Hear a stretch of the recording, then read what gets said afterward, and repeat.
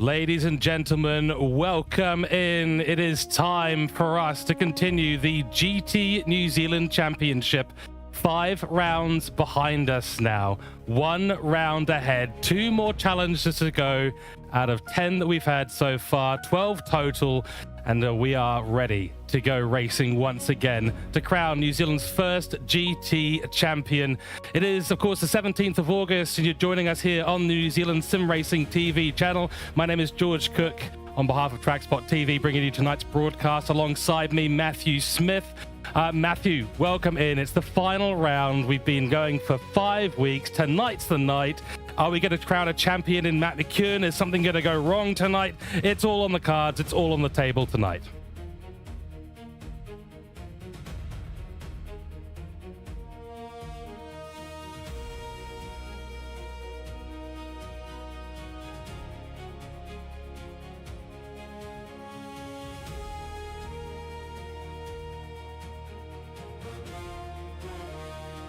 This is going to be an epic showdown. And yes, we have made it very, very clear in this championship, you cannot be fast in one car or at one circuit. You're going to need to be fast in 12 different circuit and car combinations with a mix of strategy, a mix of conditions out there, and competitors who are going to be fast in some ways, slow in other ways, having advantages in one direction or the other. This championship has tested these drivers in their ability to handle these combinations out there. And what a fantastic way we have to finish things off here. The Toyota 86 GRB rally cars. Yes, we are going rally driving at Dragon Trail Gardens. And despite the name, it is actually a tarmac circuit. 13 laps ahead of us, guaranteed rain this time. And then, of course, the Lexus LFA 2010s at the Nürburgring 24-hour circuit. So that's the GP as well as the Nordschleife Northern Loop on the sports medium tires with a little bit of extra fuel degradation to go along with it. An absolutely mega bit of racing to come. We've just been told that Matt might be muted, so we'll double check that in a few moments time. Hopefully you can hear at least me at the moment on stream.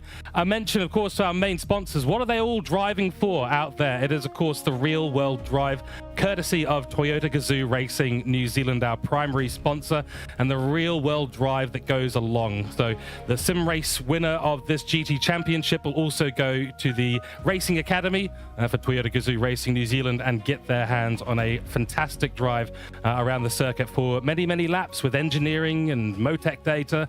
The whole works. It's fantastic. We, of course, also have the hectic race moment. We've had 5 of them so far. We've got another one coming up to show you as well. And hopefully we'll fix Matt's audio as we go through to this. But Matt, over to you for today's hectic moment.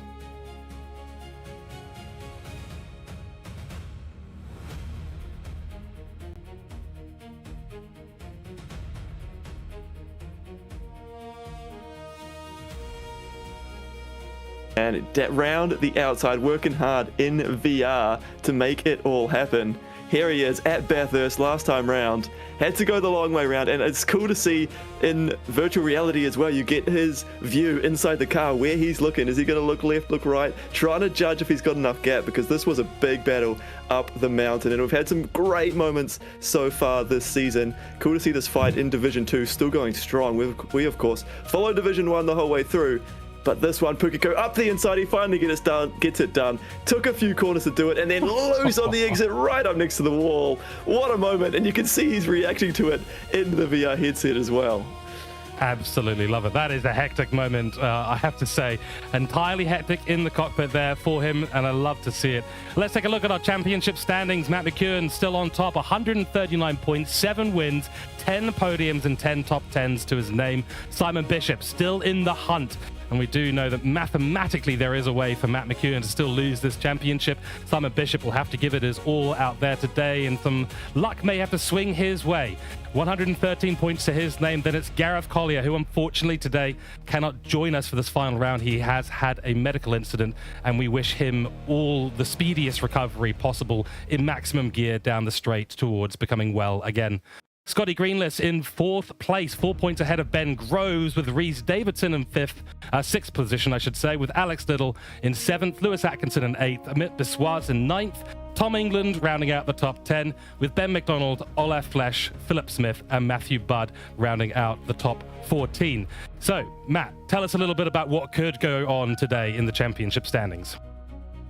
Well, tonight, the final round of the season, it's all about the championship win, really, isn't it? Matthew McEwen in the box seat.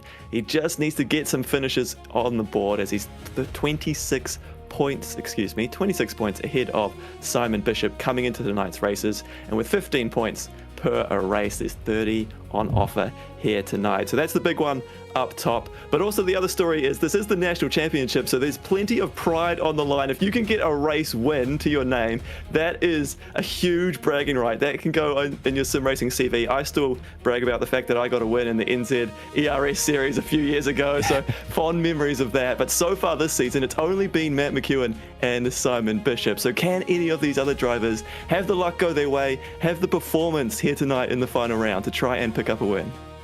Well, that's it, and we mentioned as well in many of the driver cards that they had an NZERS second place, NZERS third place win or total in terms of their standings in the championship. So these are, great credentials to take there. This is the national level GT7 competition here in New Zealand. So your position at the end of the day in this championship matters. You may not get first, but you may get second, you may get third, and even all the other positions. We just love the fact that we've had many of these drivers be able to show up to every single round in this series, and it's great just to showcase the amazing talent that we have out there in New Zealand, in sim racing here on the GT7 platform, and much more to come. Of course, New Zealand Sim Racing Collective organising another championship later in this year. Details to be on their way. Of course, another massive shout out and thanks to New Zealand Esports for helping sponsor this series alongside GAZOO Racing New Zealand providing the prizes. Massive thanks to TrackSpotTV for the broadcasting put on,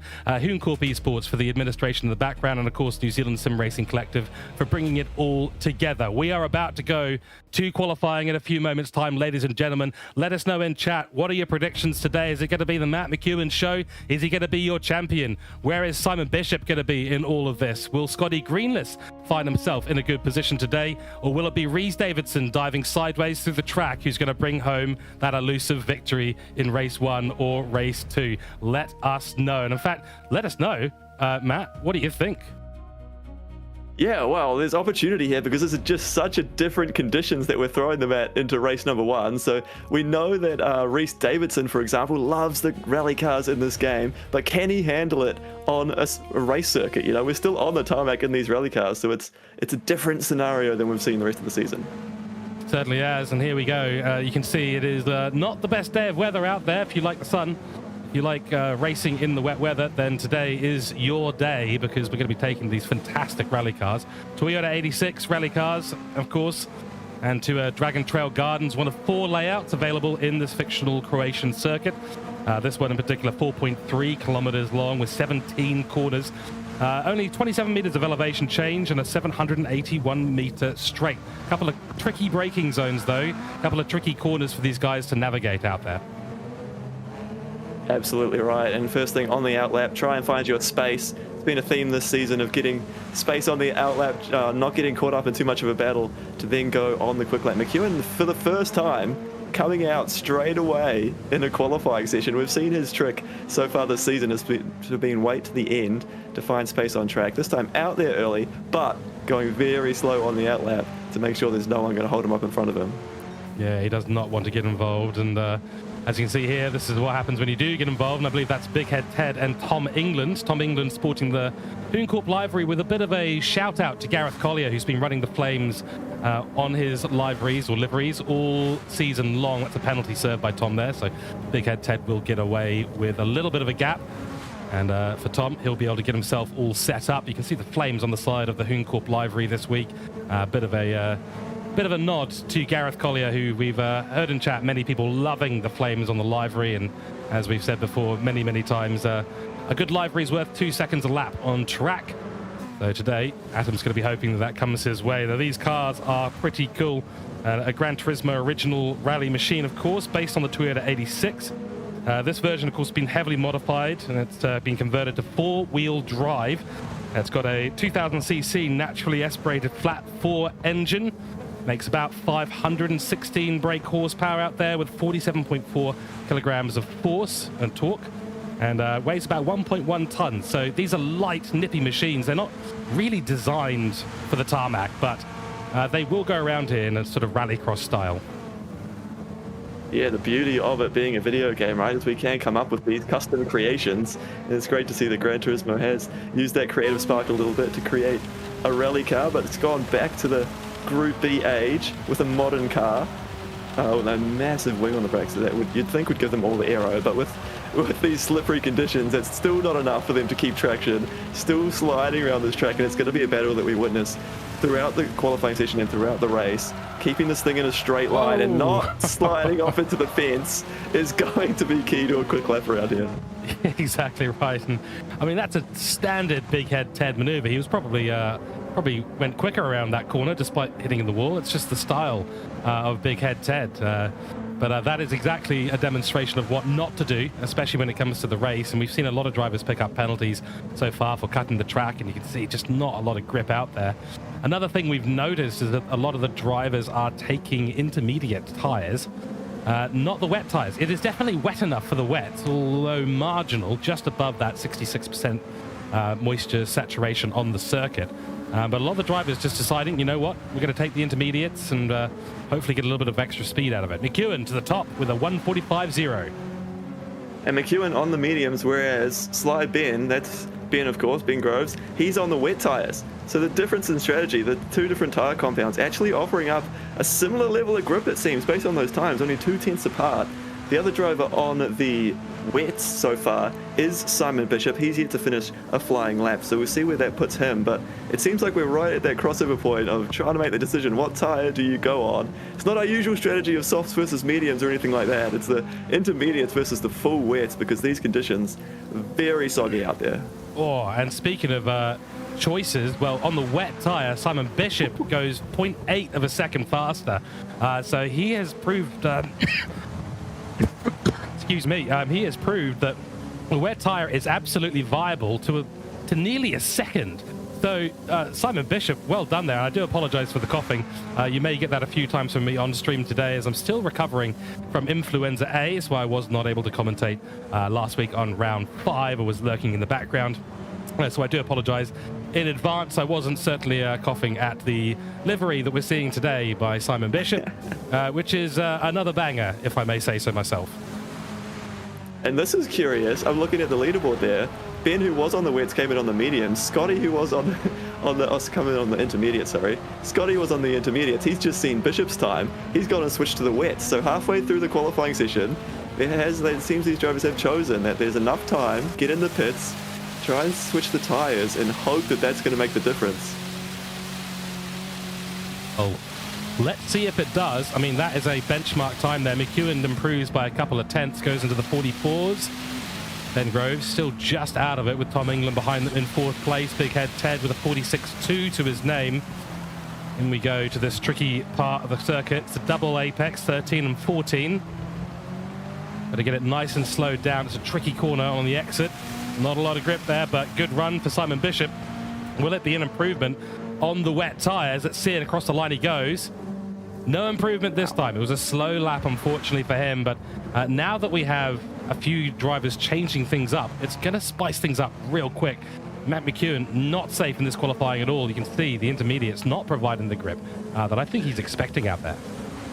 And maybe just looking for alternate lines as well in these wet conditions, trying to find where that grip is. I think probably a little bit surprised by the pace of Bishop there. Well, we were actually watching practice ahead of this, and sort of McEwen's lap time, those high 44s, is what we're expecting. But in practice, Bishop was on the intermediates. So I wonder if he's just thrown a little spatter in the works there. He's just hidden a little secret away, come out in qualifying, and it's worked for him. Although whether it just all sort of lined up on that particular lap, because we saw his second lap was a second slower, so it seems like maybe the conditions changing a little bit, or just everything just seemed to align for Bishop in that first lap. It's a question now of whether McEwen or anyone else can answer it. I think Scotty was back in the pits a second time, so I don't know if he did one lap on those wets and decided they weren't the go. He's back on the intermediates now. So it's just something that's worked out for Bishop there that the other drivers haven't quite been able to pick up.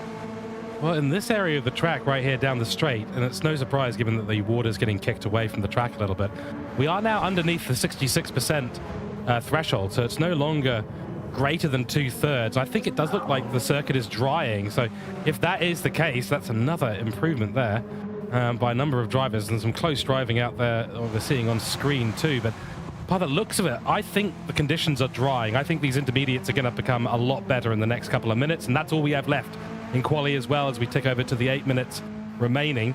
An FYI for those unfamiliar with the GT7 weather systems, the weather system is dynamic, so things will continue to change all the way through this qualifying session.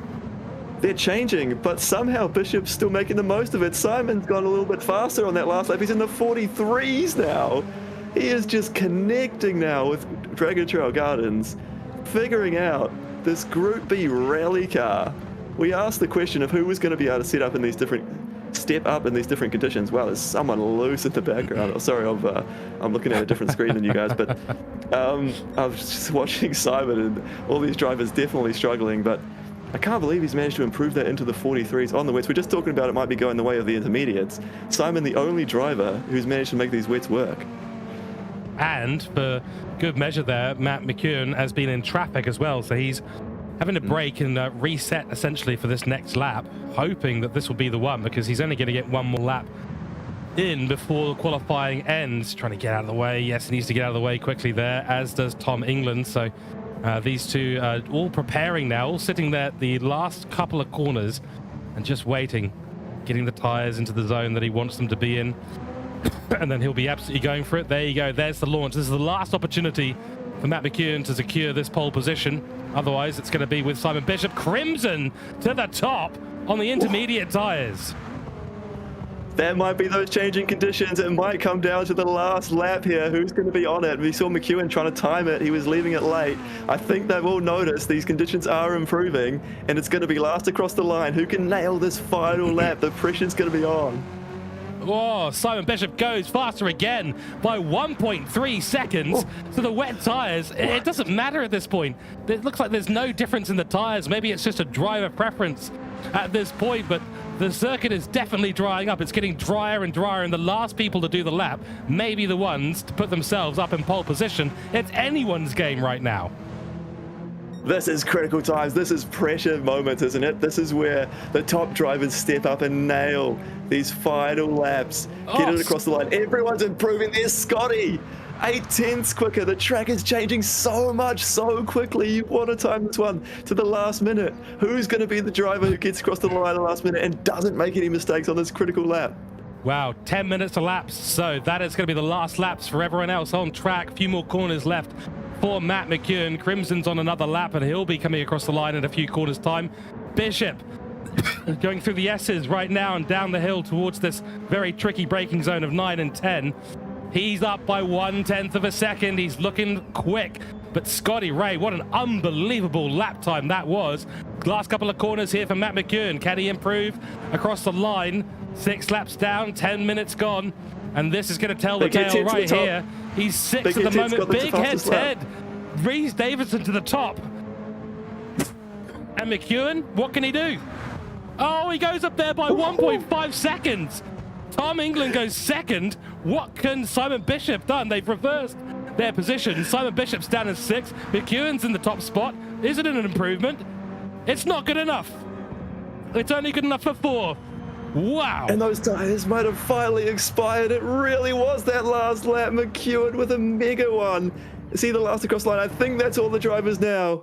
He left it right to the end. He stayed confident on those intermediate tires, confident with his choice, and put it together on that last lap. Tom as well with a storming one, following him across the line, and Big Head Ted in 3rd. There is confirmation of our qualifying results. Well, I'm taking a breath and a drink because my voice is going to be absolutely shot after this one. I'll tell you, that was a stunning qualifying session there. McKeown finds himself on the top spot by 0.5 of a second, a huge improvement at the end there that he needed. Tom England goes to 2nd place, his best qualifying result this season. Reese Davidson finds himself in 3rd position ahead of Simon Bishop with the late final lunge from 6th up into 4th. Scotty Gray, who took that initial amazing lap as the conditions changed so quickly, 5th place for him. Then it is excuse me, Crimson in 6th, followed by Clam Fever in 7th, Sly Ben the Cat, Maingroves in 8th. Rounding out our grid, only 8 drivers, unfortunately, able to make it to this evening's race. But what a qualifying, 8 drivers, and that was one of the best qualifying sessions I think we've had so far. Oh, didn't that put on the show? The conditions just played such a big role. I thought they were going to be slipping and sliding the whole session, but with 8 cars running around the track like that, they were clearly dispersing that water, and it really came down to those final moments.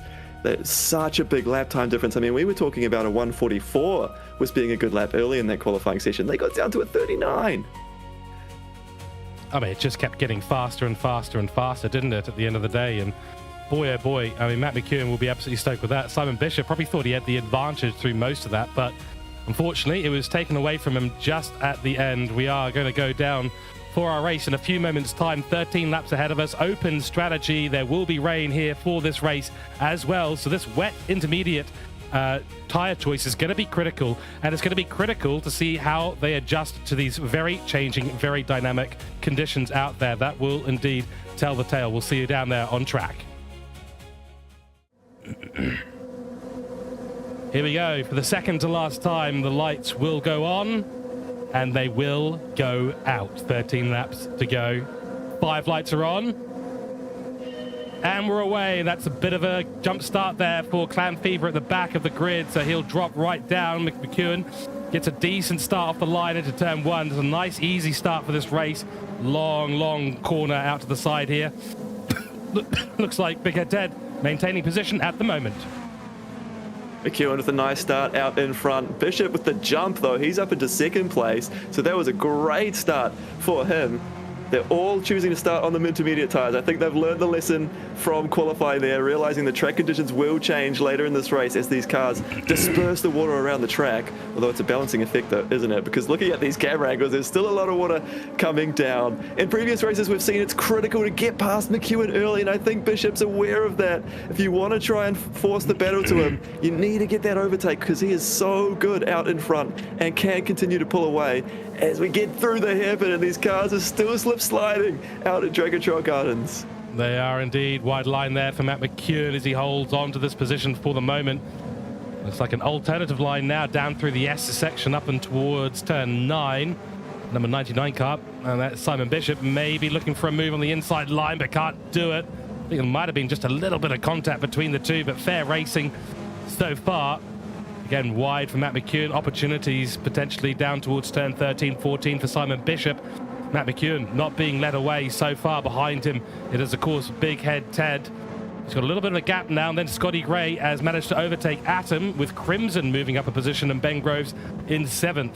Luckily for Clam Fever, he hasn't dropped too far off the back of things for the moment. But there we go. Matt McEwen survives 1 lap here at Dragon Trail Gardens. And this battle pack behind is going to get spicy real quick. Scotty Ray under a huge attack. Here goes Atom. And this race, 13 laps, but it is just 1 times tyre wear, 1 times fuel. So it's a sprint race, start to finish.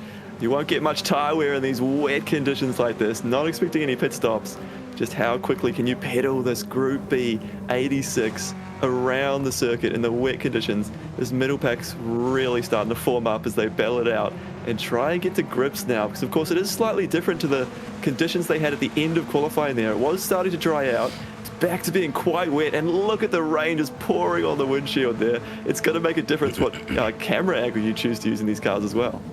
Certainly will. And oh, Simon Bishop, he's taking the wider line. Matt McEwen actually cutting the corner. That is going to be close. He's got to be careful of those penalties. They will catch you out very, very easily, especially in those defensive lines that they take to try and cut the corner.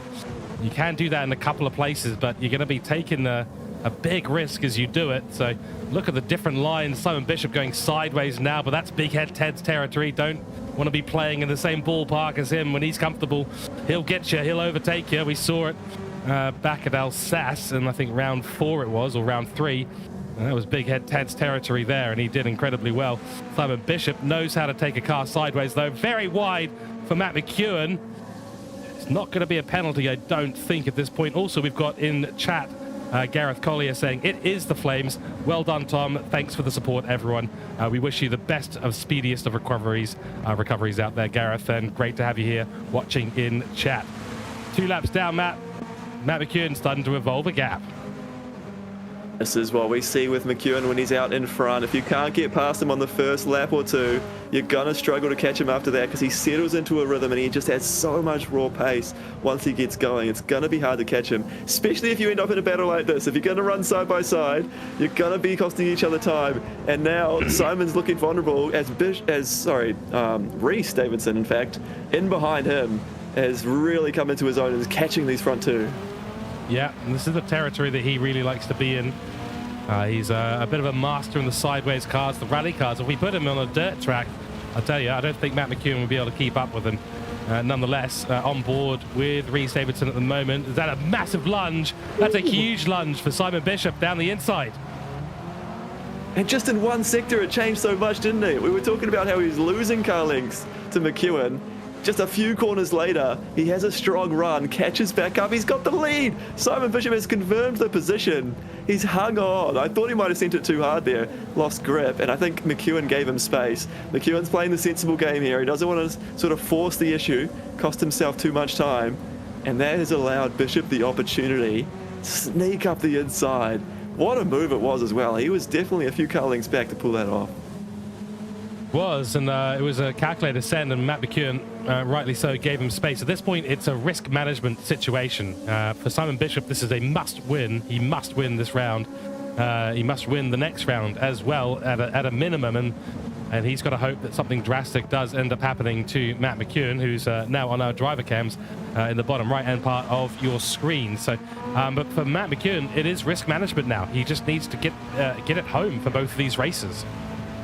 Yeah, maybe that's what Simon was aware of, and he realized that he could be a little bit more aggressive because McEwen's just going to take it a little bit easier, just leave that little bit extra space, knowing that he's thinking about the championship, and Simon's looking to take advantage of that.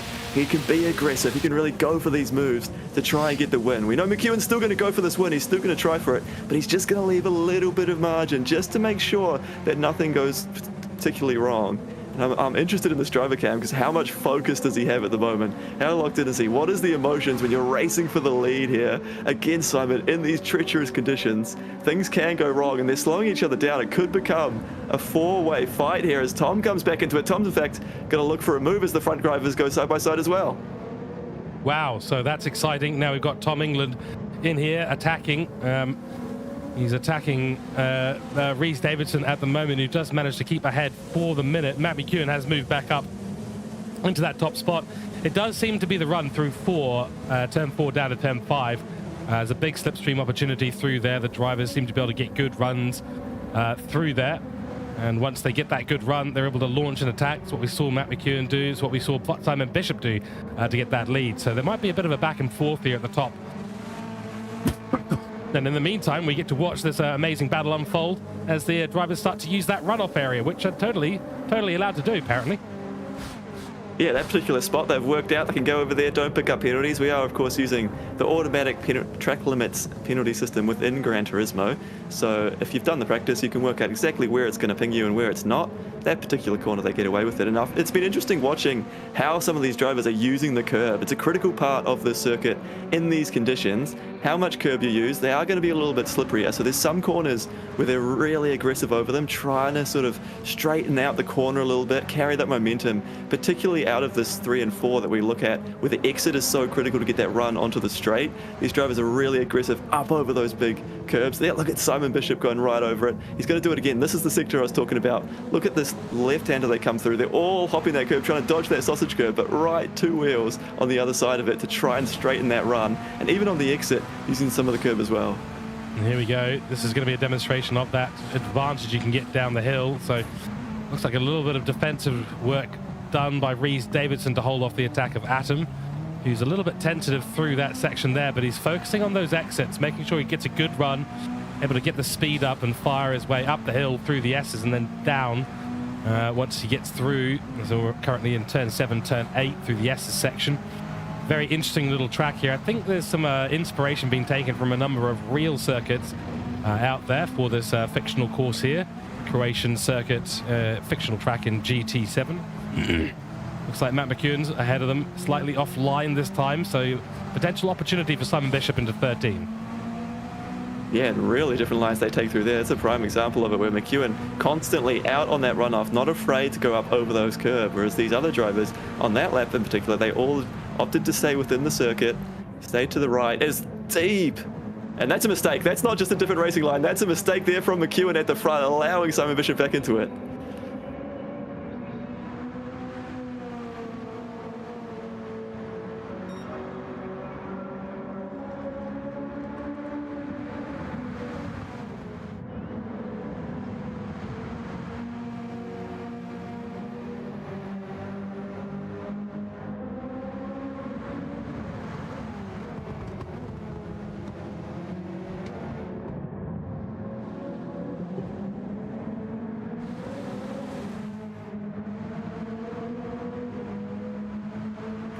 And these conditions continue to change. The track is starting to dry out a little bit now. We're definitely well into that intermediate range, sort of the conditions we started to see at the end of qualifying. So the grip changing, they're having to adjust every lap how they attack the corners. And I think that's where we're seeing a couple of these mistakes creeping in. Again, deep there from Simon Bishop. He's tried to push the braking late, and that's allowed Big Head Tech to sneak up the inside. He's maybe adapting slightly faster than Simon in front of him.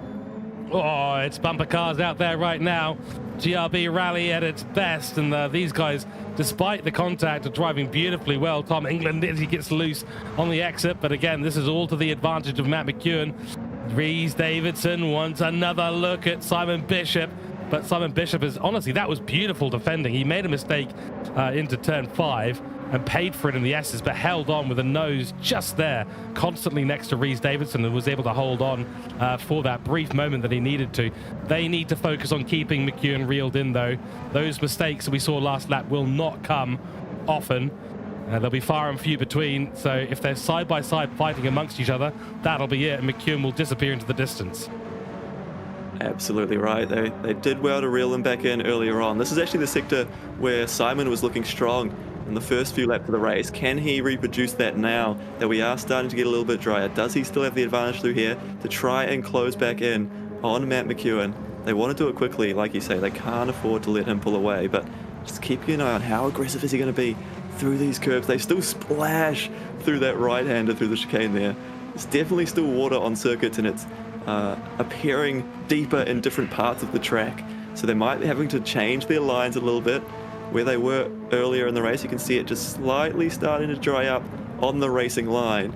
So you might, where you were going off the line to try and find the grip in the wet, you might start coming back on the traditional racing line to find the grip. And it does look like Simon continues to be a little bit stronger through that first sector. He's not quite as under pressure as he was from Big Head Tech behind him. Still a gap to McEwen in front, but he's not getting away just yet. Still opportunities here, and wow, that's a big moment. They head over that gravel trap at turn 8 onto the exit, and now through turn 9. 7 laps down, not too many to go, only 6 to go in this race. So there's still some opportunities here. It looks like the rain might be coming back in. The rain is coming back in, and Rhys Davidson's having another go. Simon Bishop picked up a little track cut penalty there. Half a second slowdown. That was enough to change the positions. That was the penalty line that we've just passed. So that's the difference. He just ran a little bit wide over the track limits, cost him the spot, and now Big Head Ted up into second place. Can he be the one to try and take the fight to McEwen? Wow, well, 1 second the gap now between McEwen and Rhys Davidson. And Rhys is going to have to escape Simon Bishop, and here we go again in towards turns 2, 3, and 4. Tom England, 0.6 of a second down at the moment. Behind him, Scotty Ray, Ben Groves, and we have been focusing on this battle. It's been a monumental one, but we've also had some brilliant side-by-side. Crimson and Ben Groves going side-by-side through here. They continue to fight on. You'll love to see it. It is Scotty Ray up ahead of them as well. The midfield battle as well in the championship, so those points will definitely play a role in how that one unfolds. So they'll be fighting for every position. Lots of points on offer today, with a few extra drivers missing on the grid. So it's worth fighting for. You want those bragging rights at the end of the championship. This, of course, being the national championship. We're going to be talking about this one for months to come. We certainly will be, and we'll be having a lot of drivers eager to have another shot as well, I think. That'll be happening hopefully in no more than a year's time. We'll be back here with the next GT New Zealand Championship in 2027. For now, we focus on the inaugural GT New Zealand Championship. And today, we will be crowning GT's first New Zealand national champion here. And that is crowned on behalf of Sim Racing Collective and sanctioned through NZ Esports, official esports body of New Zealand. Great to have them on board. And of course, the prize, Big Head Ted. He wants the prize, but he might get a different prize out there on track if he ends up too sideways. We saw he came close to a win earlier in the season. This is another opportunity where he's looked strong so far, but just 4 laps left to go on lap 9 out of 13. And a little mistake like that is not going to get him to move forward. It's going to make him vulnerable. This is where Simon has been so strong through this first sector, and he's going aggressive, trying to make the move happen, compromising Big Head Ted's line. He should have a nice straighter exit here to get the power down. And that is the run. He's been so strong in that first sector, and he's making the most of it. Wow, and onto the grass as well. So these guys having a lot of fun out there on track, and it is, well, they say rubbing is racing, and that's certainly exchanging a few bits of paint.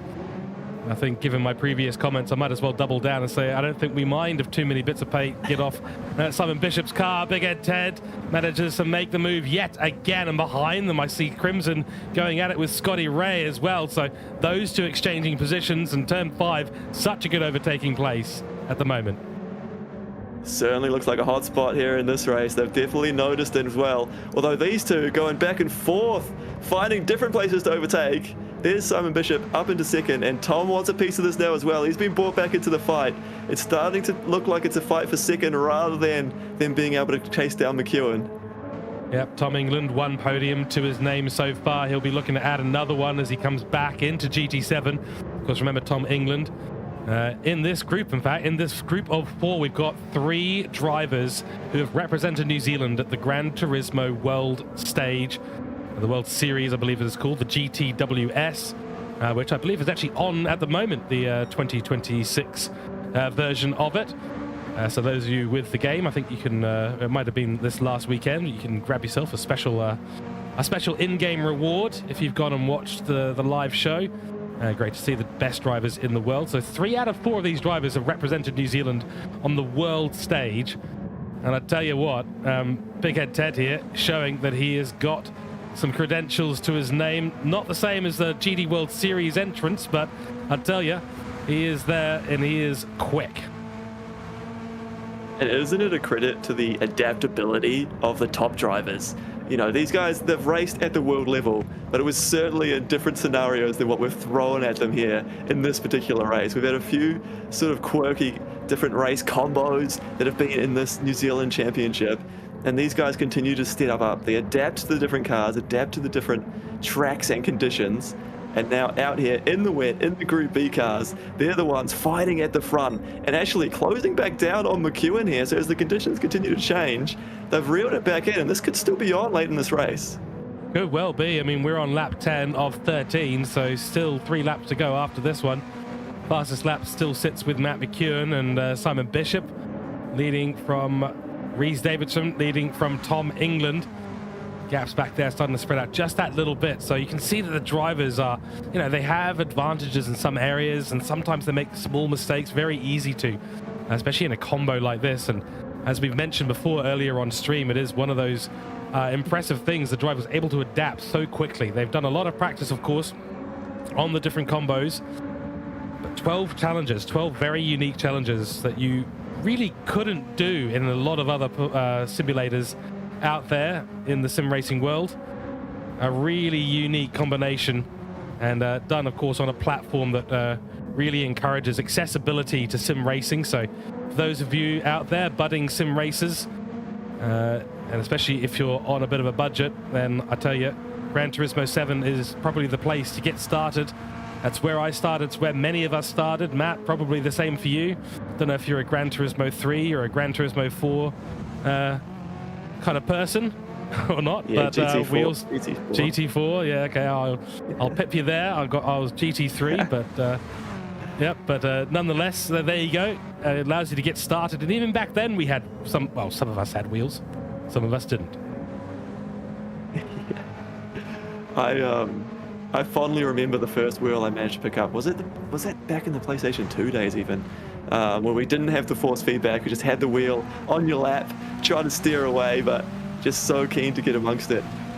And the technology has just continued to evolve since then, hasn't it? It's come so far, and now these wheels have the force feedback, you know, the direct drive as well, the latest technology that makes it feel so realistic. We've even got the load cell pedals these days to make the brake pedals feel just like you would in a car as well, give you that extra feel, and it's just is so close. And now it's become like a training tool in terms of any of these race drivers to get out there. They jump in the simulator in order to do work, in order to get some extra laps and extra practice and help them improve their skills. And that's why a lot of these sim drivers are so good when they get into the real car, is they've done so many practice laps that they're able to translate. Yep, exactly right, and that's what will be expected by the team that facilitates the real-world racing drive that we're giving away here, courtesy of Toyota GAZOO Racing New Zealand. They're going to be providing engineers, mentors, the car, of course, all the data that they could possibly imagine, and probably hoping to see whether or not these sim racers, or whoever gets selected, the top driver here in the GT7 arena, and the New Zealand champion, whether or not they're going to be good enough to keep on board and to maybe take a little bit further into the real world motorsport. But there's so many examples out there. I was at the supercars at Ruapuna not too long ago, and when the Formula Fords were racing, I recognized 4 drivers that are either that I have commentated on and broadcasted of, and across several different leagues.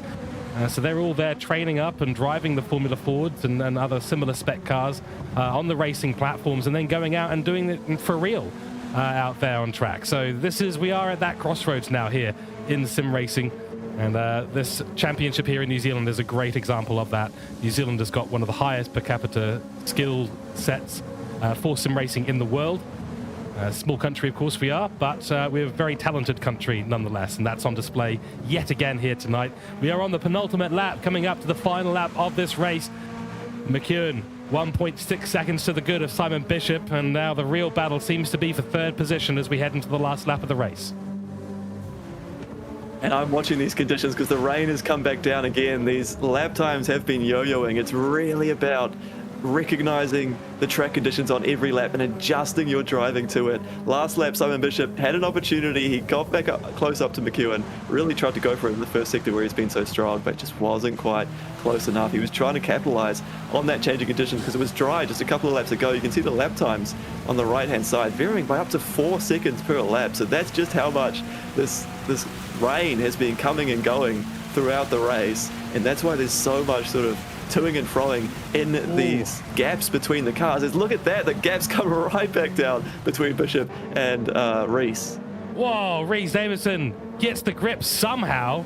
Don't know how, can't explain that one. Let us know in chat if you can figure that one out, but he has managed to get the grip and put his car ahead into the S's from Simon Bishop. So second place now to Reese Davidson. This is the last lap of the race, so Simon Bishop's got to work some magic here. He had a terrible run through 5, got caught up by Reese Davidson, side by side, tries the outside line through turn 9. Into 10, that'll be a switcheroo back to the inside, and he may have an opportunity into the final couple of corners, and down the straight he will have that slipstream advantage. Matt McEwen looking like he's on for another win here in the GTNZC. Round 6, race 1, going to be his in the rain with the rally cars. Showing yet again that he is capable of driving absolutely anything, and looks like Reese Davidson's done just enough. Yeah, it looks like it's going to be, but Matt McEwen will cross the line. He will take race 1 here at round 6, and he elevates himself to near guaranteed championship status. Big Ed Ted across the line in second, Simon Bishop in third, and we await the remainder of our results. What a curveball we've thrown the drivers for round 6, race 1. Oh, and didn't it look like a handful?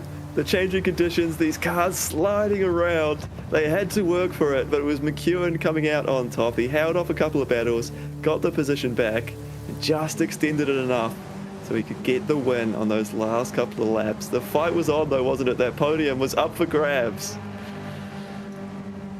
Oh, it certainly was, and we will catch our breaths after that one, because it was a mighty bit of racing. We really couldn't look away from the top four because things kept changing. Some great driving also happening down the field as well. I believe Scotty Ray had a good result as well. Here are your results. It is Matt McKeown, of course, who took the win. Simon Bishop actually got the fastest lap there, but Big Head Ted with that final overtake in turn 5 on the last lap. Brilliant work by him to take his best result of the season in second. Simon Bishop comes home in third place. Tom England held on beautifully to the top pack here today, but was unable to get himself into that top 3. Then it is, of course, Scott Greenless, who holds on. I think he was under attack pretty much the entire race from Ben Groves and Crimson in 6th and 7th. They finished respectively.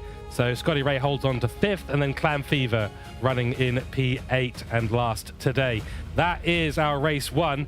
I'll tell you, that's exciting stuff. I'm really a fan of those rally cars. And you know what? I'm actually starting to come around to Dragon Trail Gardens as well, Matt.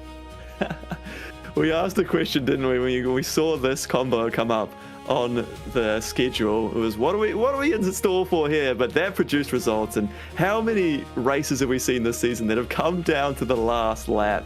You absolutely cannot afford to switch off in this series. You have to be ready to go right to the end. You do indeed. So that is race 1 done. And now we move on to the final bit of racing in the GT New Zealand Championship. Race 2 here in round 6. In the Lexus LFA 2010s at the Nürburgring 24-hour layout. It does not get any bigger than this. Over 25 miles of circuit, over 170 corners. We'll be taking the sports mediums with a ×1 tire and ×2 fuel to this track in a few moments' time. Ladies and gentlemen, stick with us. We'll be back in a few moments' time after our short intermission.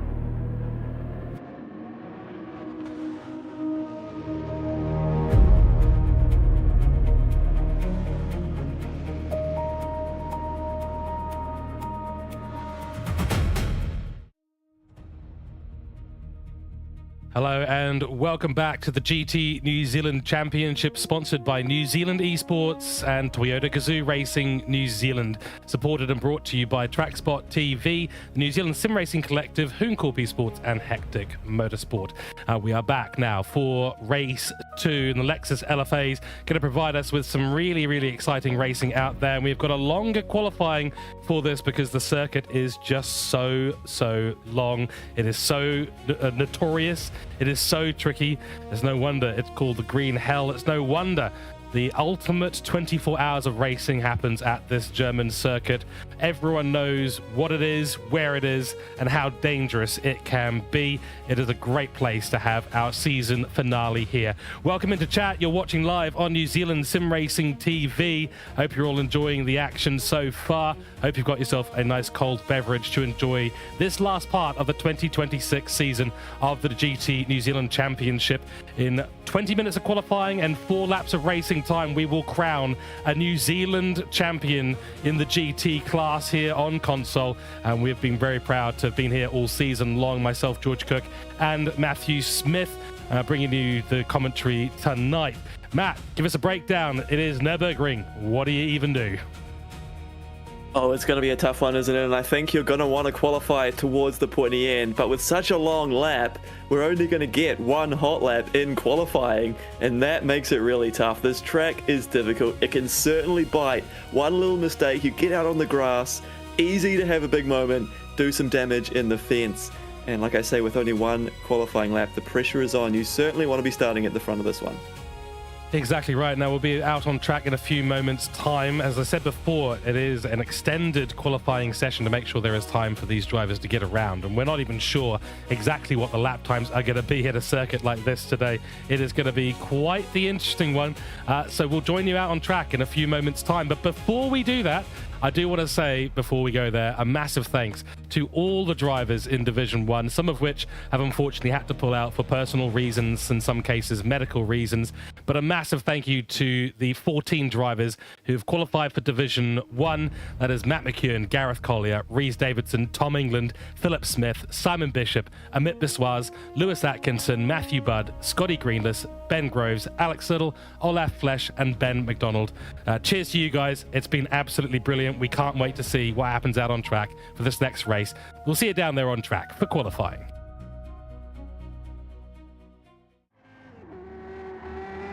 Well, here we go. 14 drivers, and it all comes down to one champion at the end of 6 rounds of racing, 12 challenges across 6 weeks. It has been quite the event. There's been a lot of setup. There's been a lot of work, a lot of practice. In some cases, some tears. But I tell you, the drama isn't over, and we're looking forward to seeing what these drivers can do out there. 25 kilometers this circuit here, of course. And it is a tricky one for the drivers to deal with. They will be under pressure. The GP course, not so much. Once they enter this northern loop, things get very difficult. And I am being told that it is apparently 89 corners, but I think unofficially there's about 170 if you take into account all the little kinks and all the little rises and dips and dodges that you do end up having to go through. Along your straight, 2 kilometers and an elevation change of over 300 meters, so not quite as much as Bathurst, but getting pretty close. And of course, I tell you what, it is just going to be crazy. The speed that these drivers are going to be driving through here at Matt is going to make for quite the spectacle. Yep, you're going fast, and you don't have perfect grip either. We've got sports mediums tires on these Lexus. It's not quite enough grip to get around here calmly. You definitely have to be on your game to keep the car underneath you, keep that control. We're already seeing just that slight little bit of slip angle coming in from Scotty as he heads around on this outlap. Oh, more than just a slight little bit. Gets it out sideways. And that is what the challenge is going to be. It's keeping it under control while hurtling through the forest. In these conditions, it's certainly not easy, and it's just a whole new challenge than what we were just facing at Dragon Trail Gardens. Exactly right. I mean, have a listen to these cars as well. I don't know if you, ladies and gentlemen, turn up your headphones, and we might even give you some good onboards in terms of the sound of these cars. But this Lexus LFA 2010 is one of Japan's legendary supercars, added in GT7 in update 1.4. It has a 5,000cc naturally aspirated V10. Thank you. Yes. V10s are back, ladies and gentlemen. Of course, about 552 brake horsepower in that beefy engine. As much torque as those Grally cars, 49 kilograms of force. Drivetrain is a front engine rear wheel drive, so that's going to make it even more difficult. And then let's add 1.5 tons in a 6-speed transmission with a top speed of 333 kilometers an hour. Matt, these things are wild. And we gave them sports medium tires. These are not grippy tires at all. No, these cars were designed to use that cutting-edge technology, and then they only built 500 of them, so it's awesome. We chucked 8 of them out on track in the green hell. I've already seen a couple of cars have some spins on their outlaps and damage them, but they're certainly built for performance, and then we put them on not the most grip, and it just makes them a handful. It's a challenge out there, but that's what we want to see. We want to see these drivers, you know, given a challenge. Who can step up to it? Who can wrestle these cars around the track and get some performance out of them to try and lead the field. You know, we've got the best Gran Turismo drivers in the country going head to head. If anyone can do it, it's going to be these guys. Oh, the engine's screaming when they downshift and it's still sitting there at 8,000 RPM, and they upshift and it's basically still at 8,000 RPM. The thing just sounds angry. It sounds alive. I love it. Bring back Formula One V10s, please. I'm going to be that guy in the commentary box today. Bring back the V10s. These things sound like race cars. Thank you very much. Anyway, before I digress, we've got Not That Garden in chat saying, all I hear is the tires and the cars go screech. And I think he's right, because that's essentially the essence of driving these particular cars. Now, if we were on racing tires, this might be a little bit of a different sound that we're hearing, probably more engine note, less tires being ripped off their rim. But in this case, the sport mediums, and we see it with the nature and the behavior, the body language of the car, it's so difficult for them to control. And then given the fact that we have a full outlap, a full Nordschleife outlap as well, luckily we got light mechanical damage, so any crashes are sort of forgiven pretty easily. But listen to that as it screams through the high-speed section. Beautiful. And despite it being an outlap, they're not just cruising around. You know, sometimes you might just ease into it on an outlap, but there is limited time in this session, so you do have to kind of keep pushing, rev that engine out, get into it. It's not just about trying to dial yourself in. You also do have to get back around to the start time in time to get that flying lap in, because you do want to be starting at the front and try and make it across the line in time to set a quick lap, because it's such a long lap and it really makes it quite a different battle, quite a different challenge to our regular circuit racing, where you have, you know, a few kilometers, maybe 15 corners that you're learning, and you memorize every single inch. You know exactly where your braking point is, exactly where you're turning in for every single corner. But then we get to the Nordschleife, and it's just so long that it's just too much work to know that same level of precision. So it's about knowing your car and coming into, they all know the circuit, you know, we've raced here enough times, but not to the same level. So you have to know what you can get away with in the car, get the right feel in the driver's seat, so that you can push and try and get the most out of it in a slightly different way. I was about to say, I mean, we do have plenty of drivers out there considering themselves Nordschleife experts. In through YouTube corner we go. This is where the BMW drivers go crazy in the real world, and we get some great clips for YouTube. I absolutely love watching those. But smooth driving by Scotty Ray so far. He heads down through one of my favorite sections. You take that left hand, then into the right hand. You've got to be very patient. And actually, that's another trait of driving at the Nürburgring Nordschleife, is the level of patience. You have to wait for those apexes. You never really want to, because you want to be pushing on that accelerator as soon as humanly possible. But the patience required for these tracks is going to be absolutely intense. Zooming down the hill and across the jump we go. There we go, bottoms out. Absolutely beautiful, lovely work there, and nice and smooth through the top of the hill. This is absolutely stunning. So yeah, as you said, Matt, oh jeez, through there, absolutely wild. The car's nearly lifting off, and oh, Matt McEwen's had a crash as well by the looks of it. Yeah, so a few of these drivers on these outlet may be going a little bit too fast, and it's costing them, but I wonder if they're trying to experiment or if they're just adjusting from what we saw in the previous race. You know, we're talking about it being so different. It seems like we're watching Scotty Ray, who's just nailing it, but it's not true for all of these drivers, and we might even be able to see what happened to McEwen, if I can tee that up correctly. Okay, Mr. Director, can we get this one right? Let's try that again. Well, let's have a little look. Through we go, and oh, it is the jump. Oh dear, oh dear. Well, he's actually managed to catch a little bit of that, but I think he's hit the wall as well, Matt. So yeah, there you go. I mean, these cars will get super unstable super quickly, and once you've got 1.5 tons worth of car unsettled and bouncing up and down, you're going to be in all sorts of trouble. Oh wow, he's had actually additional issues there. So Matt McEwen not having a good time on this outlap at all. And critically, perhaps, he has, again, this last round, not opted for his usual strategy of going out at the last minute. He's gone out early and given himself enough time that he can make a mistake and allow that light damage to repair itself, and he'll get back onto it and still be able to cross the line for his flying lap. Crucially, that was just the outlap. He can go again on the flying lap. Excuse me. Yes, indeed. Well, here we go. The first flying lap of the session. Scotty Ray will re-enter the GP circuit.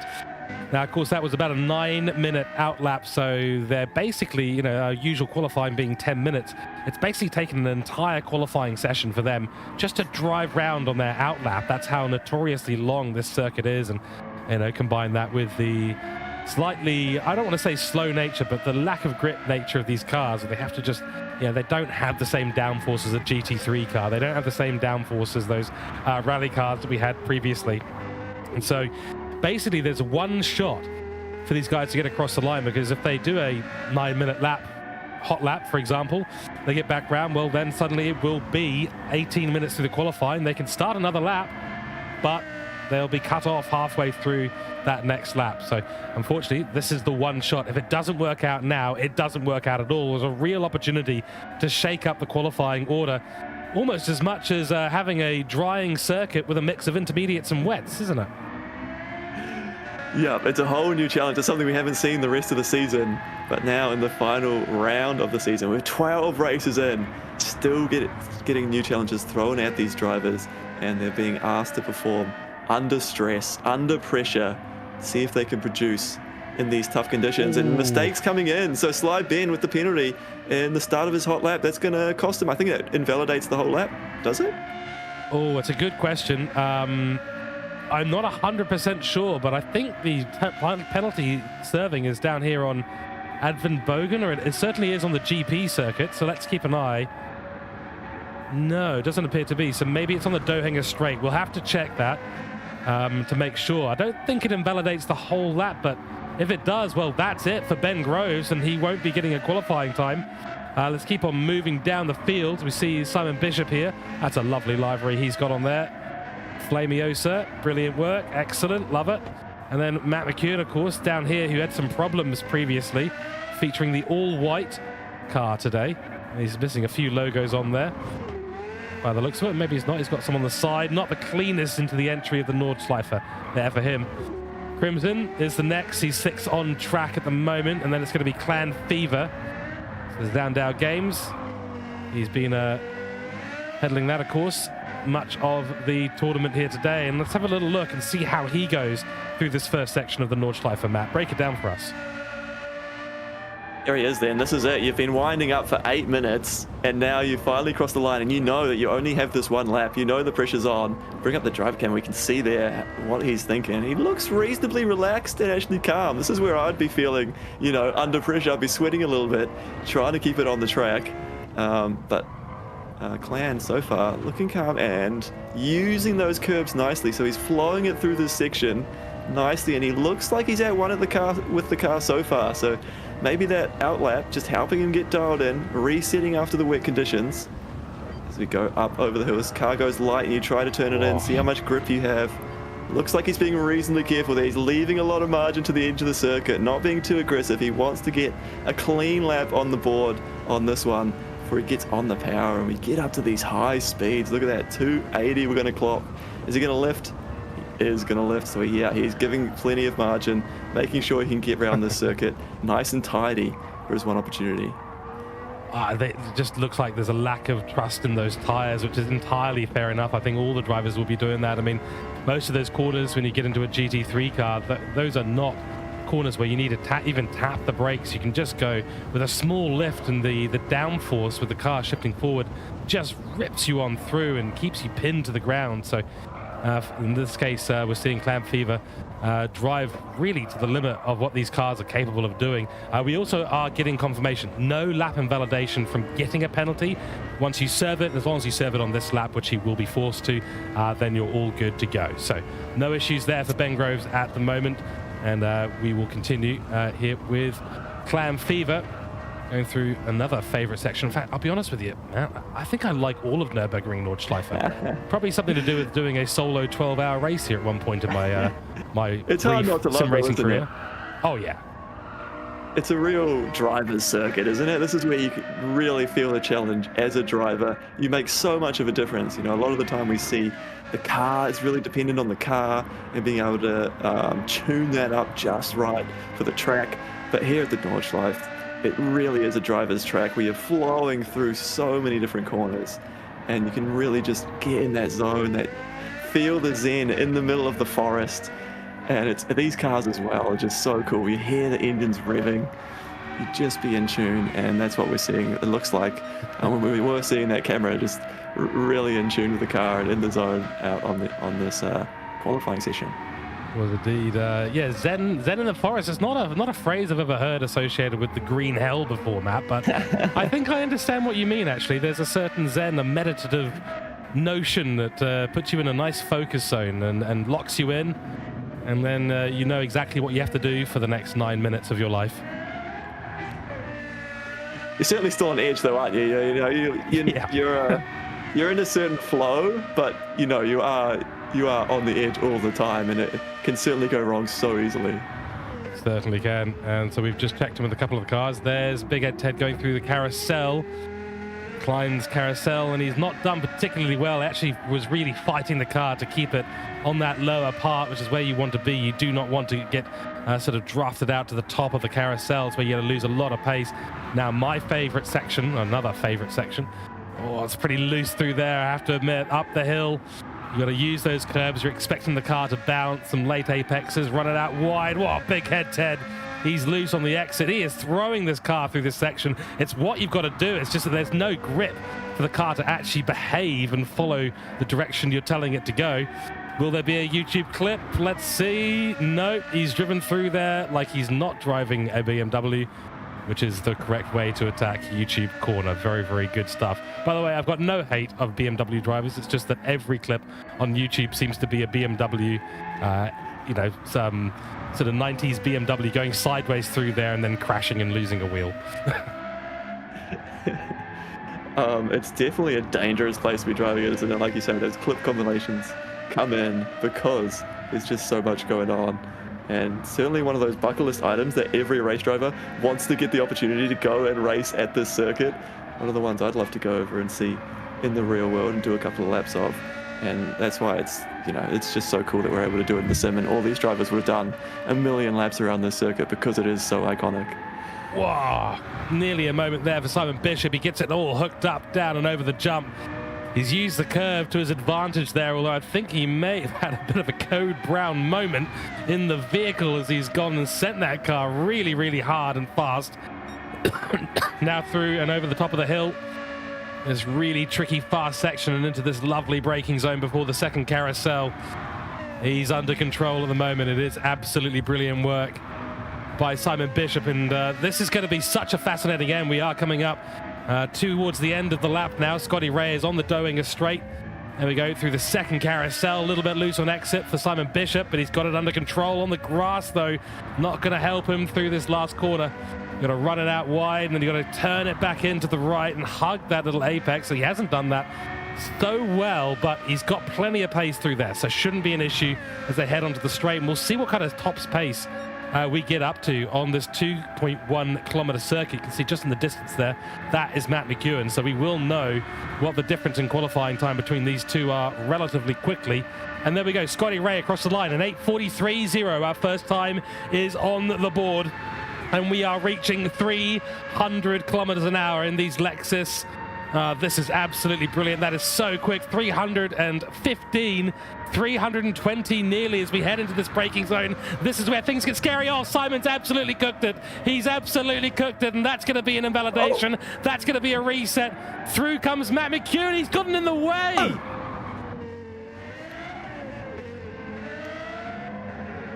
Do they figure it out? They just... Oh, that is the disaster. They've carried on, but that is a big moment in qualifying. McEwen, I was looking at the sector times.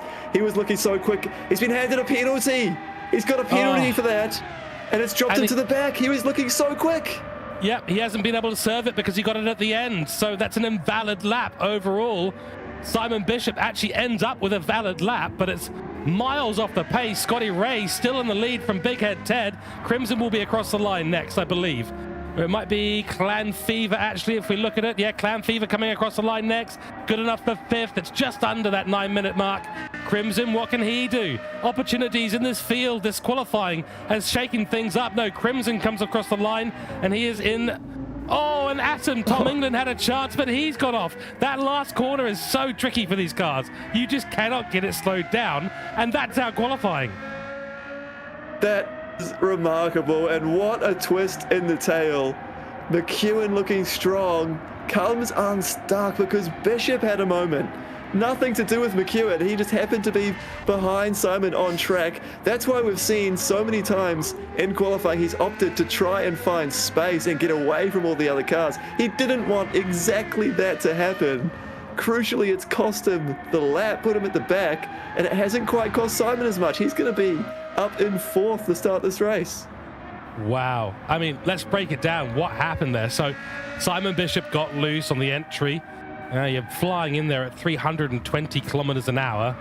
And then, of course, you've got to slam on the brakes while you're going, essentially, when you've got lateral movement in the car. So there's a lot of inertia sitting in the car. So your rear wants to get squiggly. It doesn't want to behave. He's tried to slow it down. He's ended up on the grass. He slammed into the barrier, got sent across the track, across the corner he was trying to get into. And which, of course, is turn 96 here, according to this, in sector 16. And he's then been reset. The game has said, no, you're not allowed to be there. We're going to reset you. It plonks him in the middle of the track. And I'm not sure if he was aware that Matt McEwen was actually still coming up behind him. So he actually, I believe, from what I recall, and we'll have to double check all this, of course, but I believe he's not been aware that Matt McEwen's there, and he's pulled back onto the racing line. And Matt McEwen's had nowhere to go and slammed into the back of him. Absolute drama. Simon was just trying to get back going again, wasn't he? He would not have been expecting to be reset after a big crash like that. And so he wasn't ready for it. He tried to get back going, and that's exactly when McEwen wanted to come through. He wanted to hit the apex, and there was a car there. It just completely blocked his way. Unfortunately, got handed that penalty, because otherwise he would still be up with Simon Bishop, you'd imagine. But he got handed the penalty for the contact, and that has cost him, put him down in 8th position. It's going to make a really tough final race of the season. Certainly will, and I'm just looking at the time remaining here. I think GT7 might be playing a few tricks on us. It does say 8 minutes and 30 seconds remaining, but I believe we're supposed to only have a few more minutes left. So they're not supposed to be getting another lap here in its entirety, but given the amount of time remaining, and someone might be able to explain this to us, but with 8 minutes remaining, we may see a few more results come in before the end of this session. It might be playing tricks on us here. I'm seeing that we got the 0 timer up, so I think we still have a minute of overtime while we wait for the clock to run out, and then hopefully we'll click back over. But unless the drivers are seeing this, because a couple of them are continuing to push on, and whether that's a case of they're looking at the timer or whether that's them just getting some last little practice laps in. Scotty setting purple times. But amongst all that drama, Scotty, with the lap time there, starting on pole position, we've seen him come so close on a couple of occasions to getting a race win. Now in the box seat with a mega qualifying lap there. Could this be the chance for Scotty to get a win in the National Championship? It could be, and we've been singing his praises. He's got the pace to be up there challenging the guys like Matt McEwen, like Simon Bishop. He has got that pace. He's got the road car pace to do it, and that's saying something because those guys, they're quickest the quickest GT World Series drivers. They're quickest on the tarmac in race spec cars. So this is brilliant work from Scotty Ray, and I'm super stoked. I just hope that we don't commentate curse him or something happens. You know, I'm touching wood right now. Everyone touch wood for Scotty Ray. This would be a great accolade for him to take home. He's had a couple of disappointing rounds, unfortunately, especially at Daytona. Double victory essentially taken away from him, not through anything that he really did. We are getting some confirmations in chat. Countdown timer starts when the first car goes past the start-finish line after the full time elapses. Yes. So I believe that is what we saw. We're just wondering why we've got a long time remaining. I think we set the session to be 3 minutes remaining, but it's nearly a full lap. So GT7 is messing around with us just a little bit here. So there is still a possibility that some drivers will come through and set an additional lap here. But for Scotty Ray, 3 seconds ahead. I mean, he looks untouchable.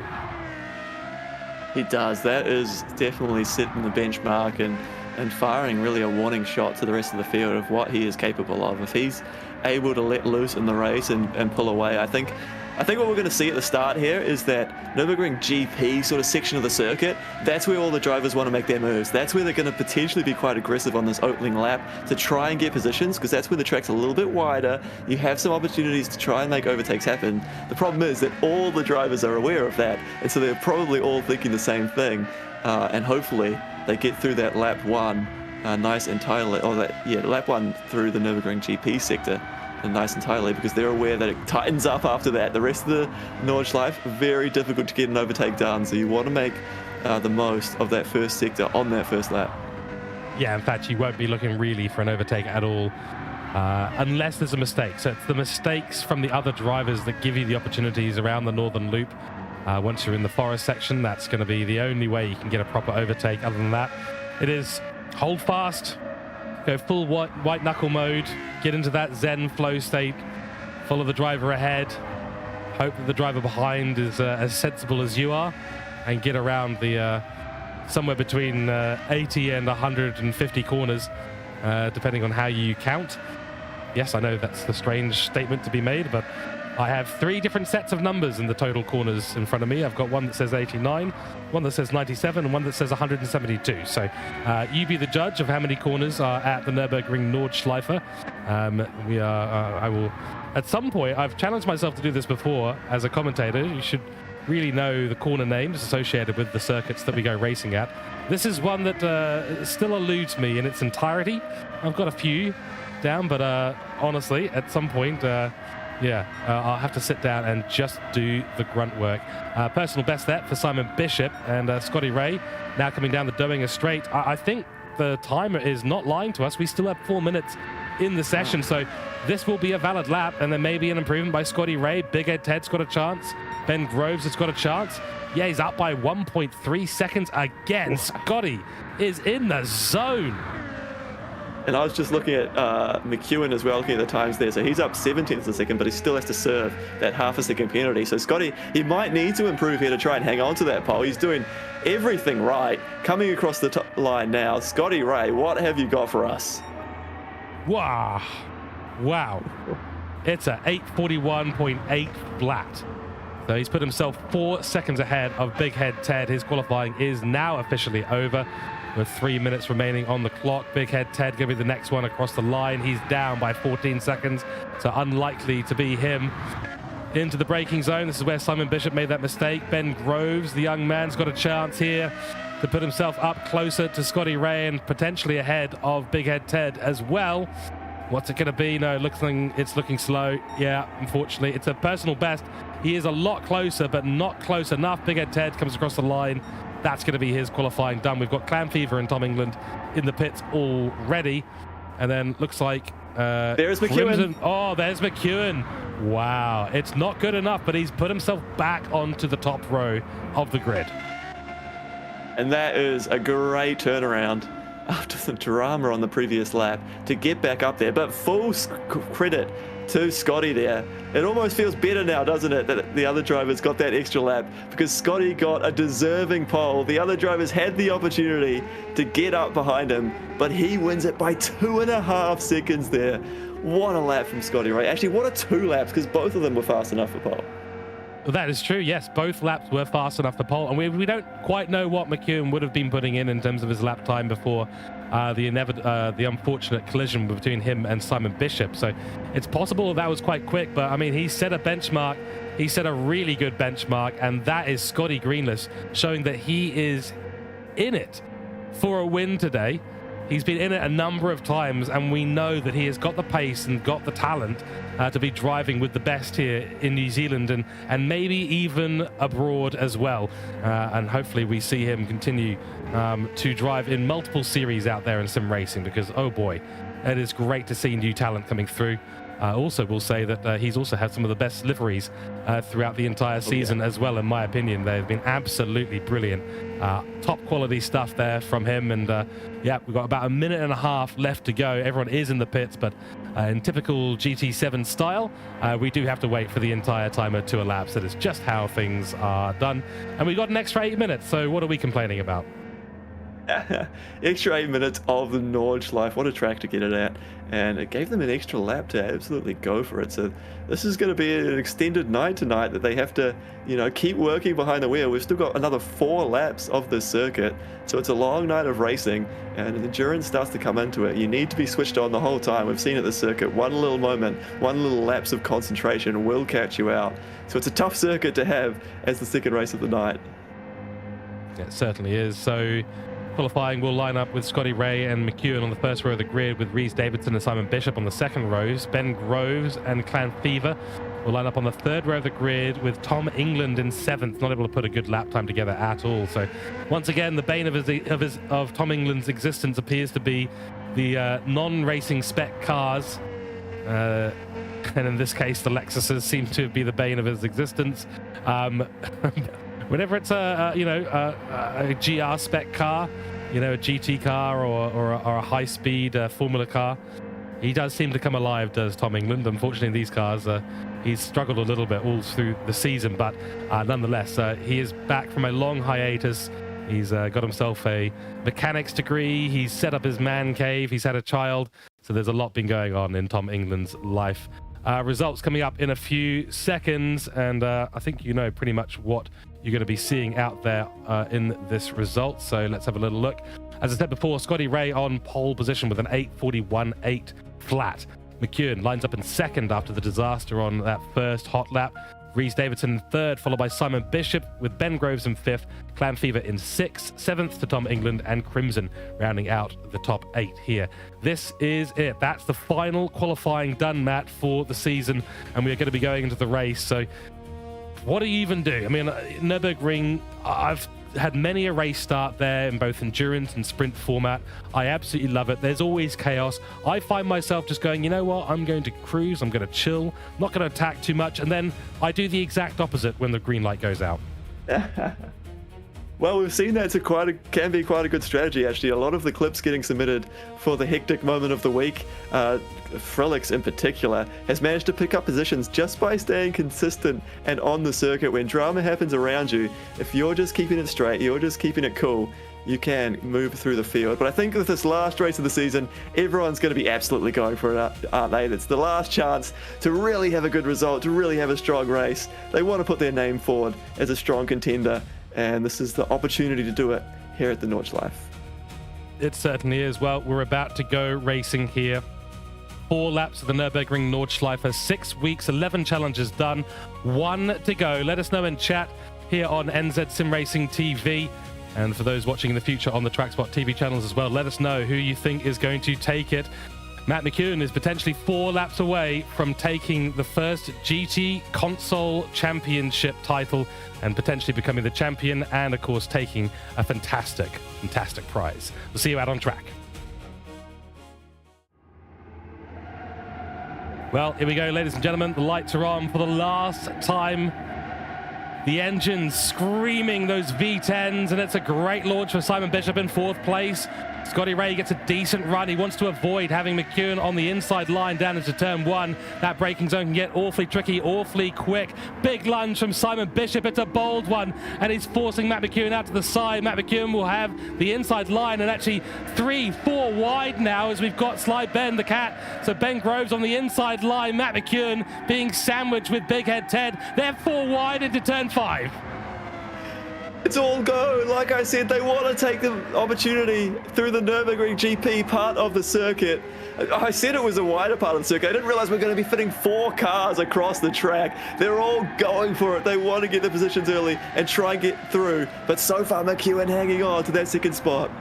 Wow, these two, they came together in qualifying. Now they're coming together again on track. Here we go towards the Schumacher S's, and it is McEwen just a nose ahead of Simon Bishop, who gets forced out onto that outside curb there. Ben Groves behind him, holding on to 4th place beautifully. Big Head Ted trying to stay in a straight line on the tarmac at the moment. With Tom England up a position, Crimson falls down by 1. These two going at it again side by side. We're about to be heading onto the back straight already in the GP course, and Bishop has got a nose ahead. Ben Groves won a piece of Matt McEwen as well, who hits the grass, and he's not going to get a good run as Big Head Ted now starts to fight back against Ben Groves. They're going to have to get this all sorted out very, very soon because they're heading in towards the NG chicane. They're going to have to be single file for that point. Tom and Crimson going side by side in the background. Crimson does get ahead, and single file we are. Scotty Ray leads us onto the Northern Loop for the first of 4 laps to end out the GTNZC in 2026. Through the GP circuit, and Bishop was aggressive. I've talked about how you need to get ahead of McEwen on the first lap, and I think Bishop took that to heart. He made it happen. He forced the issue. He's got himself up into 2nd place, and now when we get into this tighter part of the circuit, we expect things to calm down from here, to settle down a little bit, as the driver has to get into this rhythm. Much more difficult to overtake through this part of the track, and I think Scotty Ray, what a nice clean start he was able to get out in front. Dream start for Scotty Ray. He's got a 2nd lead as well. Simon Bishop pushing hard though to catch up. Now down the hill we go, sideways for Matt McEwen. That's not going to do him any favors. The gap behind him will start to come down as a result, and we accelerate now up the hill to 250 kilometers an hour. Have a little listen. Hit the brakes, get it downshifted, turned in, and back on the accelerator as soon as possible. Lovely line, lovely work there by Matt McEwen. Matt McEwen, to win the championship, just needs to bring this home today. He needs to finish in the top 8. Well, there's 8 cars on track, so unless he DNFs in some disaster in this race, then he will be our champion. Nonetheless, he's still got to make it through these 4 laps cleanly and make sure he gets a good result and doesn't disrupt the other drivers out there too much either. So, they're all sideways there. That is a tricky one through Arenberg. They're all sideways through there, and now down the forest hills we go into the Zen area of the track. And really pushing now. Just to touch on the race setup as well, we've got 1 times tyre wear on these sports mediums. That's not much. We expect the tyres to last. But 2 times fuel consumption. So this Lexus LFA loves to burn the fuel, and that might mean that the drivers come in for a stop in this race to refuel. But with such a long circuit, there's only 4 laps around here. We expect they're all going to end up on the same strategy. You don't really have much option in terms of trying to think about an undercut or anything like that. No, exactly right. It is basically a sprint race here at the Nürburgring Nordschleife 24-hour layout. It is flat out all the way. 1.5 seconds the gap now for Scotty Ray. He is doing incredibly well, and Simon Bishop is actually losing a lot of time to Matt McEwen in the background, so he's not had a good run in towards hit, miss, hit, or is it miss, hit, miss, sorry, and down to the braking zone, this really tricky little corner that we're coming up to. I really don't like coming into this section. The car rear end gets loose, downhill, off camber, get it turned in. There's the opportunity. So not the cleanest run for Simon Bishop. He's under pressure now from Matt McEwen, Big Head Ted. It's the same contenders except for Scotty Ray that we had in the GRB rally cars last race.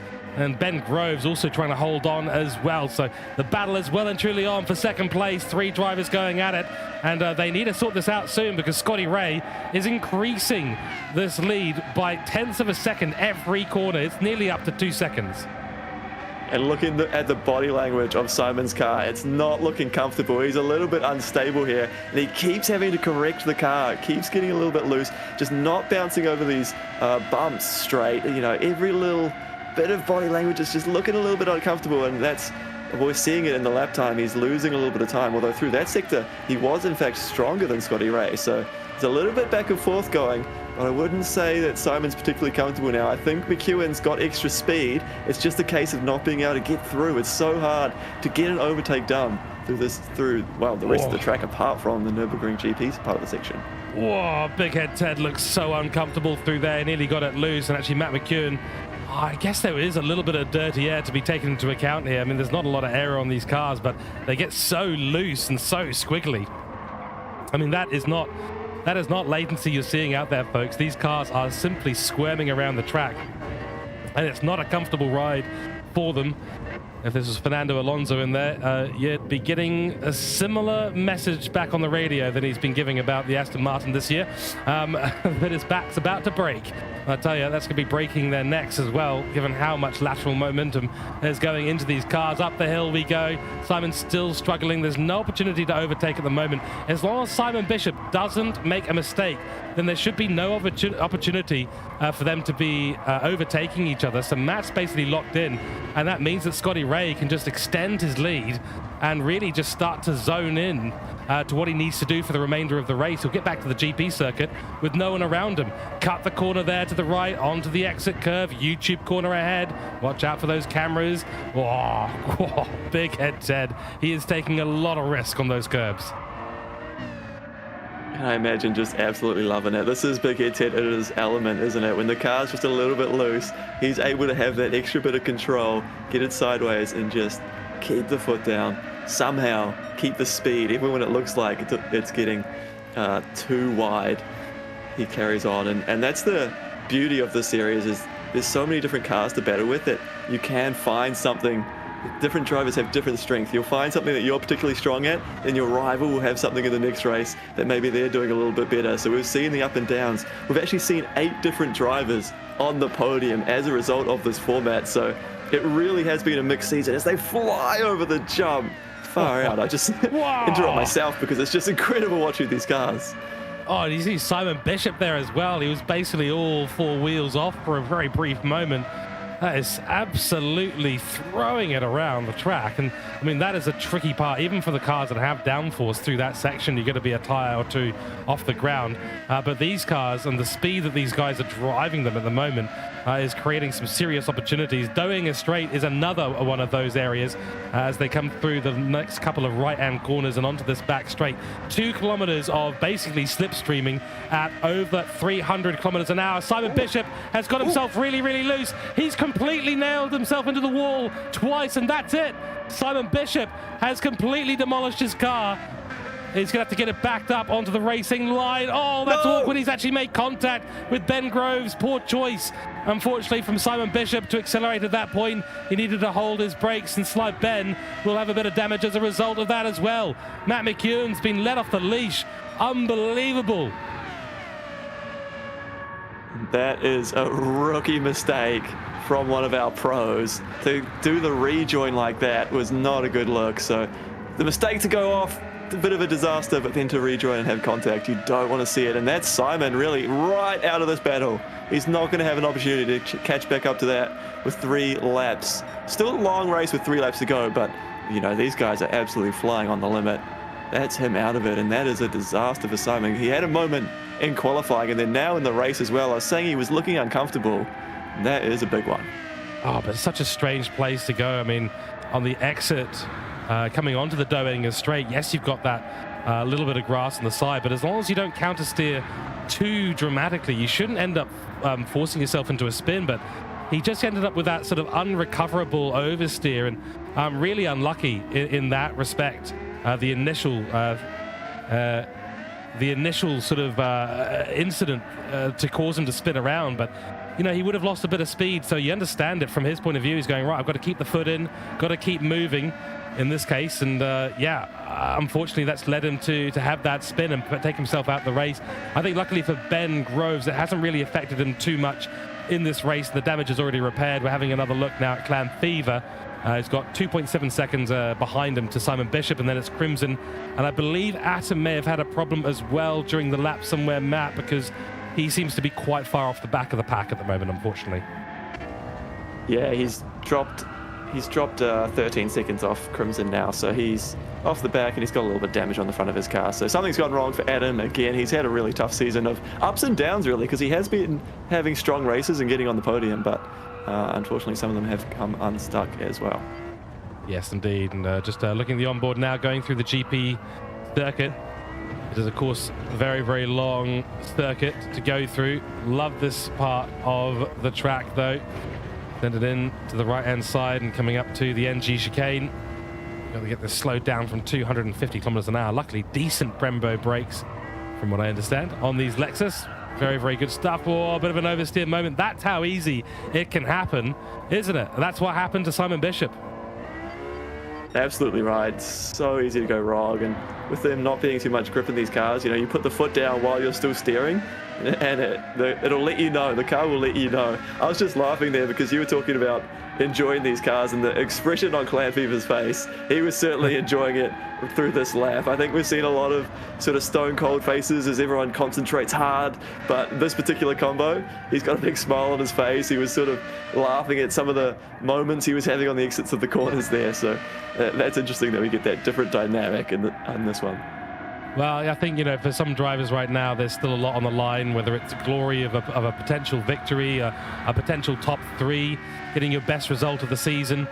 For some drivers out there in this championship so far, they're not really in a position to do any of that. And so, you know, you're out there, you're going to have some fun. At the end of the day, you know, we all have to, all these drivers are massively passionate about what they do in sim racing. And the basis of that passion is the enjoyment, the love of the fact that we can jump into our sim rigs that we've all spent copious amounts of hours sitting in and copious amounts of money acquiring, and actually enjoy going around in these cars that in most cases are completely unachievable for us to own, let alone drive in the real world, and at tracks that we just can't get to. We can't, you know, not everyone's got the money to fly out, buy a Lexus, go out there on track for a track day at the Nürburgring Nordschleife in race conditions. So it is fantastic, and it's a statement there. I mean, I will be completely honest, when I invite people round and give them a go on the rig, I send them to Monza, they crash at the first corner, I have a good laugh, and then I teach them what they need to do.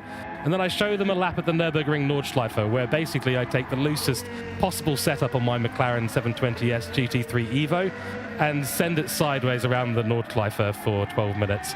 It is absolutely glorious, and I've got the biggest grin on my face for those entire 12 minutes.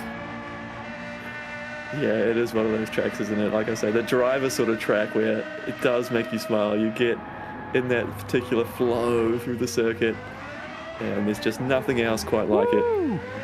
Sorry to interrupt. Wow. Moment for Matt McEwen, sideways. He's got the I don't want to say the ghost of Big Ed Ted, but he's got the spirit of Big Ed Ted haunting him in his rear vision mirror, and I think it's starting to affect him psychologically at this point. He's trying to find anything he can do to pull away and maybe try to use some of Big Ed Ted's techniques. That was well out sideways though, wasn't it? And he hung on to it, to his credit. Kept it on the circuit. Love to see moments like that where you are able to recover and it doesn't go all horribly wrong. Exactly right. And well, let us know in chat as well, what's your favorite track? What makes you smile when you go sim racing? As I tell you, it is great to have you all in here watching the final round and the final race of the GT New Zealand Championship here and on NZ Sim Racing TV. Of course, organised and brought to you by Hooncorp E-Sports, New Zealand Sim Racing Collective and TrackSpotTV in cooperation with Hectic Motorsport. And of course, a massive shout out to our primary sponsors, New Zealand Esports, for sanctioning the event. And of course, to Toyota GAZOO Racing New Zealand for providing the primary prize of this championship.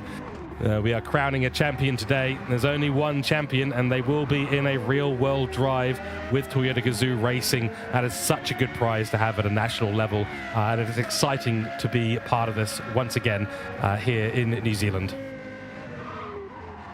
Absolutely right. Great to have their support come on board and to see that pathway forming between the sim racing bringing that in as a pathway to get into real motorsport. And the Toyota 86 series, really a great series to get into professional motorsport as well. We see a lot of the New Zealand junior drivers go through that pathway in the 86 series, prove themselves there, and that's how they get the backing to go on and make those bigger steps, whether it be into the V8 or whether it be into the Formula style racing.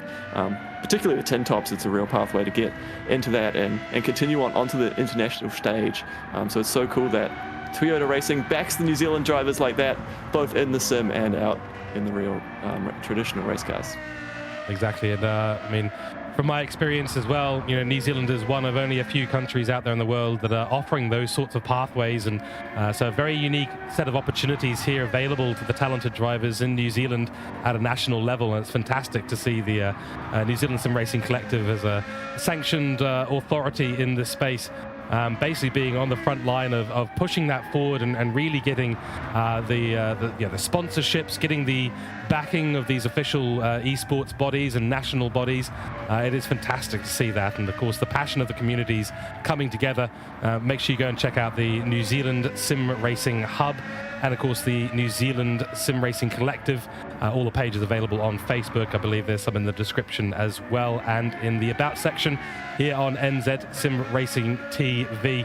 It's great to see that we've got such a great pathway, and for all of those up and coming young talents, this is not the only year this is going to run, and we're going to have plenty more in many more years to come. So it's only going to get bigger and better. There is no time like the present. Wow, Simon Bishop to go flying. Get yourself flying into sim racing, flying on the track, all four wheels off like Simon Bishop here, and carve yourself out a future in sim racing. Matt, we've had a fantastic season so far as well. Recapping a few of the rounds while we're at it, because I'll tell you, the field is rather spread out at the moment. No one making any massive mistakes. We're waiting for this battle to start to evolve. 2.8 seconds. It's been hovering around there for the moment. Matt McEwen lurking in the waters behind Scotty Ray, wanting that elusive victory. Of course, we started on 13th of July in round one, where we took the GR Yaris's to Dragon Trail Seaside. So it's the alternative course that we saw with the rally cars tonight. Scotty Ray, be careful as you head into that braking zone. That is so dodgy, so dangerous through there. Then, of course, the second race was with the GR Supra Group 4 cars at Interlagos in round one. It was a pretty spectacular opening, and we've got a pit stop. So before we start to reminisce on the early parts of the season, we do have some pit stops, and it is, of course, the fuel, Matt. Absolutely right. They're down to about a third left of fuel, so we're halfway through the race already. They're going to need to come in and get some fuel on board. And interestingly, well, I guess not interestingly, we've seen it as a theme so far this season. There's a little bit of a difference in terms of the fuel saving there, so it's not going to be able to save you a stop, although one driver continuing on. You are still going to have to come into the stop unless you really save a lot. But you can save time in the pit stop, not having to stop as long to refuel as much if you do save fuel. So some of the drivers choosing to do that on that first stint, maybe try and reduce that stop length a little bit, gain some time. But I don't think anyone was close enough to benefit in terms of gaining a position. Big Head Teg's close and a touch behind McEwen perhaps, but they're all still going to have to fight for it out on track if they want to get the spot. Interestingly, it was Ben Groves that decided to stay out for probably another lap. He's saved enough fuel, so that might have been part of the young man's strategy here, is just to extend his stint just that little bit, and go for that last lap, a splash and dash, just enough to get the car through.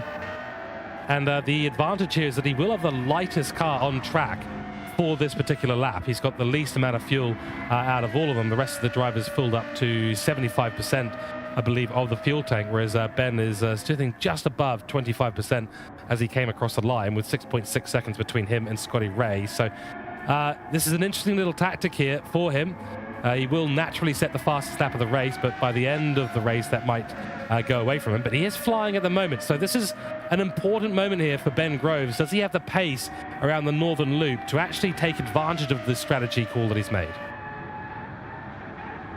It is a curious one. Like you say, it maybe works out in terms of running the reduced weight in the car. That'll give you a slight advantage. It's such a long lap. He's going to hold that advantage for the full 8 minutes before he has to come in on the next lap. He's not saving enough fuel. We can confirm, looking at the fuel tank, to do a no stop. He is going to have to come in at the end of this lap. But just that little advantage, you maybe just overcuts, gets his time out in front, get the sponsors up on screen, and then we'll see if it actually helps enough. He might gain a second or two. He is, like you say, flying around on the start of this lap at least. But whether it's enough to gain a position, because he was a little bit slower down in 5th, I believe, was it before 4th, I believe, after the Simon incident, before they came into the pit. So it was a big gap to the leaders, but you know, just trying to push every envelope and find every bit of advantage he can, perhaps.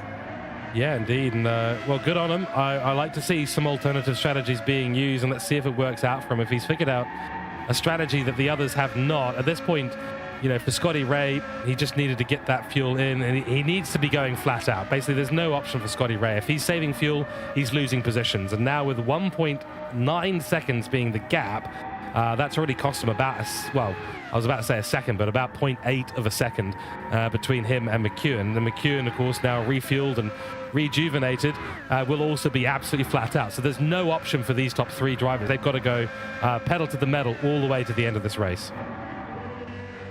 Absolutely right. It's full sprint race scenario, and you're gonna have to work for it if you want to win here. You know, Scotty Ray's held the lead. He's out there by a couple of seconds, but the man behind him, Matthew McEwen, is flying. He's hunting, he's lurking, he's ready to try and get there. He's gonna make Scotty work for it. It's not gonna be an easy win. Whoever gets to the front at the end of this race is going to deserve it. Pushing throughout the race, and the pressure is not going to be eased off. It does seem to open up and close it up, sort of seesawing a little bit this advantage, but there's not really either driver that's looking more dominant at this point. Yeah, exactly right. Well, taking a quick look at Rhys Davidson's car. He's been hovering about 2 seconds behind Matt McEwen as well, so he's got the pace today in this vehicle. I mean, he definitely seems to be at home with the non-race spec cars. Allows him to go sideways and to exercise his driving style. So we're seeing essentially 8 cars, 8 driving styles out there today. And so far, 2 strategies. I think everyone else has come in for that. Wow, Big Head Ted has a little moment on miss hit miss. Coming into the braking zone now, and he may find himself slightly sideways as he goes into there as well. No, that's quite tidy. Very good stuff. Looking down the rest of the field, Clam Fever now finds himself in 5th, but he's actually doing the same strategy as Ben Grove. So he's going for another lap. That's why he's up a few positions. Simon Bishop came in. Looks like he's taken less fuel on board than the rest. Taking a look at Tom England, he's done a splash and dash as well. Not quite sure what the strategy is going to be there from Tom England, but he'll certainly be quick in these last couple of laps. And then, of course, Crimson, the back of the field, yes, but plenty of fuel on board, and he'll be absolutely going for it. Very tricky. You can see there's a lot of damage on the front of the car. That will have repaired itself, but the visual damage does remain. So he's not had a great couple of opening laps, unfortunately, and that's it, isn't it? The Nürburgring. You'll either jam with it or it'll bite you. Absolutely, witness marks there. That looks like he's scraped along the wall somewhere, doesn't it? So definitely some dramas in this race, and some stories that will come out the other side. We might be seeing a few more clips submitted for the hectic moments as well at the end of this race. Of course, there will be one more prize handed out at the end of this round. We got the PlayStation voucher going out to the hectic moment each round in this series. Yeah, we absolutely love it. And of course, Hectic Motorsport News, one of our involved parties here and sponsoring the Hectic Moment as well, Matt. And you know, you've been in charge of Hectic Motorsport News, bringing us all the information from around New Zealand and the world, and articles. Where can we find you online? Absolutely, buttondown.com/hectic, or just look up Hectic Motorsport News. Give it a search. You'll find that we'll send out essentially one newsletter a month to keep you up to date with what's happening in New Zealand sim racing and beyond, so you don't miss a series like this and all the good stuff that we have coming from the NZ Sim Racing Collective. There's definitely been some plans forming behind the scenes to try and keep pushing New Zealand sim racing forward, and it's awesome to see they're able to be a part of that, continuing to grow this sort of passion that we all love so much. Exactly right. And of course, we've also had our administration of the series done by Hooncorp E-Sports. So a massive shout out to Nathan Howe and the team there in both real world racing, they do, Hooncorp, and of course Hooncorp E-Sports, their e-racing division, where they have a lot of driver development and team races going on, a great community to get involved in. They've been involved administrating this GT New Zealand Championship. You can find them on Facebook. I believe it's facebook.com/Hooncorp. Go and check them out, and any inquiries as well to, I believe it's hooncorp@gmail.com. Nathan might jump in a chat and confirm all of that as well. And of course, your broadcasting brought to you by TrackSpotTV for all your professional grade immersion and broadcasting commentary services worldwide. Go and check out our website on www.trackspot.tv. Huge thanks as well to New Zealand Sim Racing Collective. Like I said, you can find them on New Zealand Sim Racing Hub as Ben Groves puts a little bit of extra grass on that Hooncorp livery Lexus. While he's losing a time handover fist at the moment to Scotty Ray, but it's all looking pretty stable so far. And likewise as well with New Zealand Sim Racing TV, give us a like and subscribe here. Oh dear, it's gone wrong for Ben Groves. Well, this has unfortunately not gone his way. He's also almost out of fuel, so I think this extended strategy has honestly not gone the way of Ben Groves at all. I don't even know if he's got enough fuel to get down the Doinga straight. It might be a crawl across the line and back into the pits for Ben Groves. Oh, that's going to be tough. He went for something different. It's not really working out, is it? Because look how much time he's lost. You can see the cars behind him now. They have already done their refuel stop, so he's going to be a long way down on them when he does come out of this pits. But making a mistake there just to put salt in the wound. As we're going to have to stay with this because he might very well run out of fuel here. He's very low. He's going to be coming in on fumes. And whether he's timed this perfectly or it's just got it wrong. You know, we're losing faith in the commentary box, but he might have worked this one out ahead of time to just make it to the pit line in time. Oh, I think he might have actually done it. I mean, this is really good. He's still up on his time because he won't be able to set that time because he'll be coming into the pits, but it looks absolutely perfect. There it is. He's lost the fuel just then. It's absolutely perfect. 10 meters ahead of the line. Wow. So he has calculated that to perfection. Hats off, Ben Groves, mathematician. Give up on sim racing, mate. Go into theoretical mathematics. That was stunning work there. Got on this literally on the smell of an oily rag. So well done to him. And he may actually find himself moving up a position as a result. Puts about 36 or so litres into the car and he's out. Clan Fever has to come in. Simon Bishop was his nearest competitor. Oh, it may have worked out. He's out just ahead. Yes, he is. He's out ahead of Simon Bishop. That's great work from the number 3 car.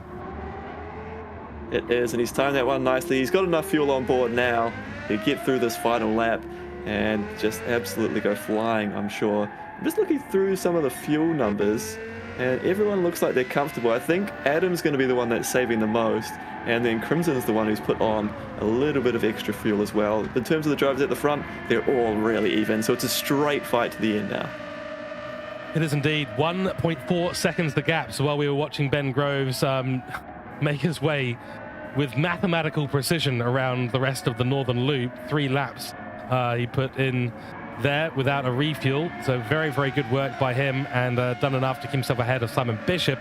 In the meantime, 1.4 seconds is now the gap, down another half a second between Scotty Ray and Matt McEwen. Scotty Ray has had a few victories snapped away from him, not of his own fault at all. He's had the pace this season to pick up more than a few wins.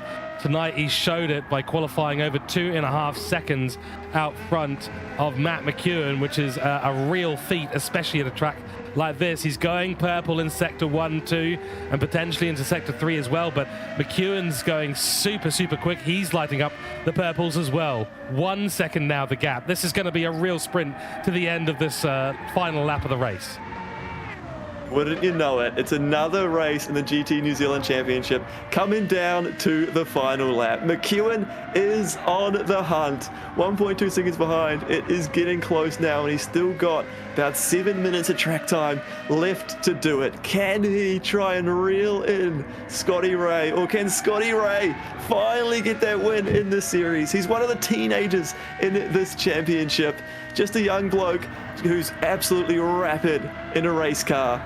He has the pace. We've seen it. All these drivers recognized it earlier in the championship when he had those wins taken away from him. They were all quick to congratulate him, to sort of recognize that he was deserving. He had the pace to be out in front. But now, can he do it in an official sense? Can he cross the line as a race winner in the national championship? Half a lap left to go, and he's got the best driver in the country hunting him down.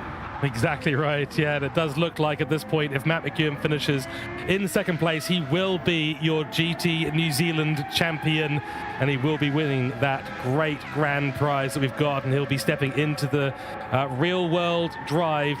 I believe it's early next year when the prize is available for him to consume or to use. I'm not quite sure what the word is to use there, but he'll be driving that real car at that point. So if McEwen finishes second, that's going to be it. So really the accolade right now is with Scotty Ray. Can Scotty Ray bring home that elusive first victory to his name? It's going to be a great showdown. The gap back up to nearly 2 seconds as we barrel down the last 20 kilometers or so of this GT New Zealand Championship. 6 weeks of racing, 12 challenges nearly totaled behind us, and we will be crowning that champion once this race is done and dusted. Behind them, Big Head Ted and Ben Groves. This is another battle that's brewing here. Ben Groves, another up-and-coming young man, versus Simon Bishop, the experienced man here, who's had a bit of a dreadful race too.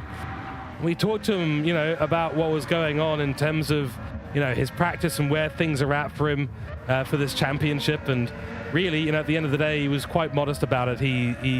He's a man who says, he's got to do the practice, he's got to put the work in. But some of these guys are extremely quick, and by the looks of it at the moment, at least for this year, Simon Bishop will probably be having to reconcile with second in the overall championship. Absolutely right. He's a man that always seems to be at the pointy end. He talks about not doing too much practice, but then he still comes into the races and performs, in some of the times when he doesn't do the practice. He annoys someone like me when he makes comments like that, because he is so quick, and you have to work so hard to keep up with him. But this championship hasn't all gone his way, unfortunately. He's made a few mistakes along the way that have cost him race results. He has been the only driver so far to get wins over McEwen, so he has the pace. But it hasn't all come together, and you need the consistency across the season. It's been a big season with 12 races in this championship, and McEwen's consistency, he hasn't been off the podium. So in order to beat that, you really have to be on your game. And this is one of the drivers who's capable of it, just hasn't come his way this season. Exactly, yeah. You can't underestimate the amount of practice and patience and effort required to get yourself through these races. 2 in an evening. There's a very short break between race 1 and race 2 as well. That makes it very difficult for the drivers to change things up. The administration has switched things up in terms of the race format. Sometimes they'll be driving the faster car first, the slower car second. Sometimes the reverse, the longer circuit first or the shorter circuit second, and vice versa. The additional strategy options first or second. So it's all been a complete mix, and that takes no small amount of effort to reconcile that in terms of how you need to drive each round, which is exactly why we love to see it. And see these drivers, I guess in some ways flourish, and in some cases maybe not so much. It's very difficult to be good at pretty much everything. That's what we have defined the GT champion to be. They need to be good at all of these combos, all of these cars, all of the strategy. It all has to come together for them, and that's how you get to be a GT New Zealand Championship winner. So we are coming towards the end of the final lap of the GT New Zealand Championship. More purple sectors for Simon Bishop. This is looking a lot more stable than it was on the opening lap. Scotty Ray's gap at the front, 2.3 seconds. So it's really the northern loop section, this infield, well, I will say infield, the forest section, the hell that is the green forested section of the Nürburgring Nordschleife 24-hour. That is where Scotty Ray appears to be coming the most alive. And what an absolute drive to be able to look at the champion closing in behind you, the soon-to-be champion closing in behind you, and then to be the one that produces the perfect lap. It's McEwen who's ended up making some little mistakes on this lap that have cost him time, because Scotty Ray is just putting in a masterclass. It's the experienced pro versus the new kid coming into it, and just like the Simon versus Sly the Ben, the Cat battle, experience versus youth. At the front, it's youth that's winning out at the moment, with only a couple of sectors left to go in the final race of the championship. There we go, 2.1 kilometers, and the Doinger Straight leads us in towards the final couple of corners, where we've seen a number of drivers come unstuck. Yet another faster sector there for Scotty Ray. 1.8 seconds, not the best run onto the straight for him, but McEwen's not going to get a whiff of that slipstream at the moment. So probably unlikely there's going to be a shot, and I think this is going to be it. We're going to be this order across the line. Big Head Ted off in the distance, as you can see. But into the frame comes Scotty Ray into the last couple of corners. Here we go. 8:19 on the clock as he passes through the final couple of sectors, and the final couple of corners just needs to bring it home now, as does Matt McEwen. An honourable first win of the series for Scotty Ray. Gets loose on the exit, and of course, we don't want to take anything away from Matt McEwen as well. He is your GT New Zealand champion. Scotty Ray, though, takes his win. He's absolutely stoked with it. That's an accolade he can take home with him. And, of course, Matt McEwen will secure enough points in second place here in round 6 Nürburgring to secure the GT New Zealand Championship. He is your champion in 2026, ladies and gentlemen. He has won the grand prize. And our hats are certainly off to these two. What a show they have brought us all season long. And a massive congratulations to them both. Matt McEwen, your GT New Zealand champion of 2026. Take a bow, Matthew McEwen. Absolute class of the field. 8 wins out of 12 races. He had a dominant run through the middle phase of the championship, and that put him in the box seat, but he never missed out on a podium in all 12 races. That is some level of consistency. What an absolute drive. He is the benchmark. He is the New Zealand champion in Gran Turismo. This is absolutely brilliant, and we hope to be speaking to both Scotty Greenless and Matt McEwen. We'll be getting both of them in for an interview, so we'll give a little hint to our admins in the background to please ping those two to be ready to come into the commentary box, and we'll get you the full result up of round 6 race 2 in a few moments time. We can see already some congratulations coming in chat. Great to have you all in here watching for this finals event here. 4 laps of the Nürburgring. It wasn't easy for most of these drivers, but they have survived it. Matt McEwen has survived an onslaught throughout most of the season, and he's come out on top.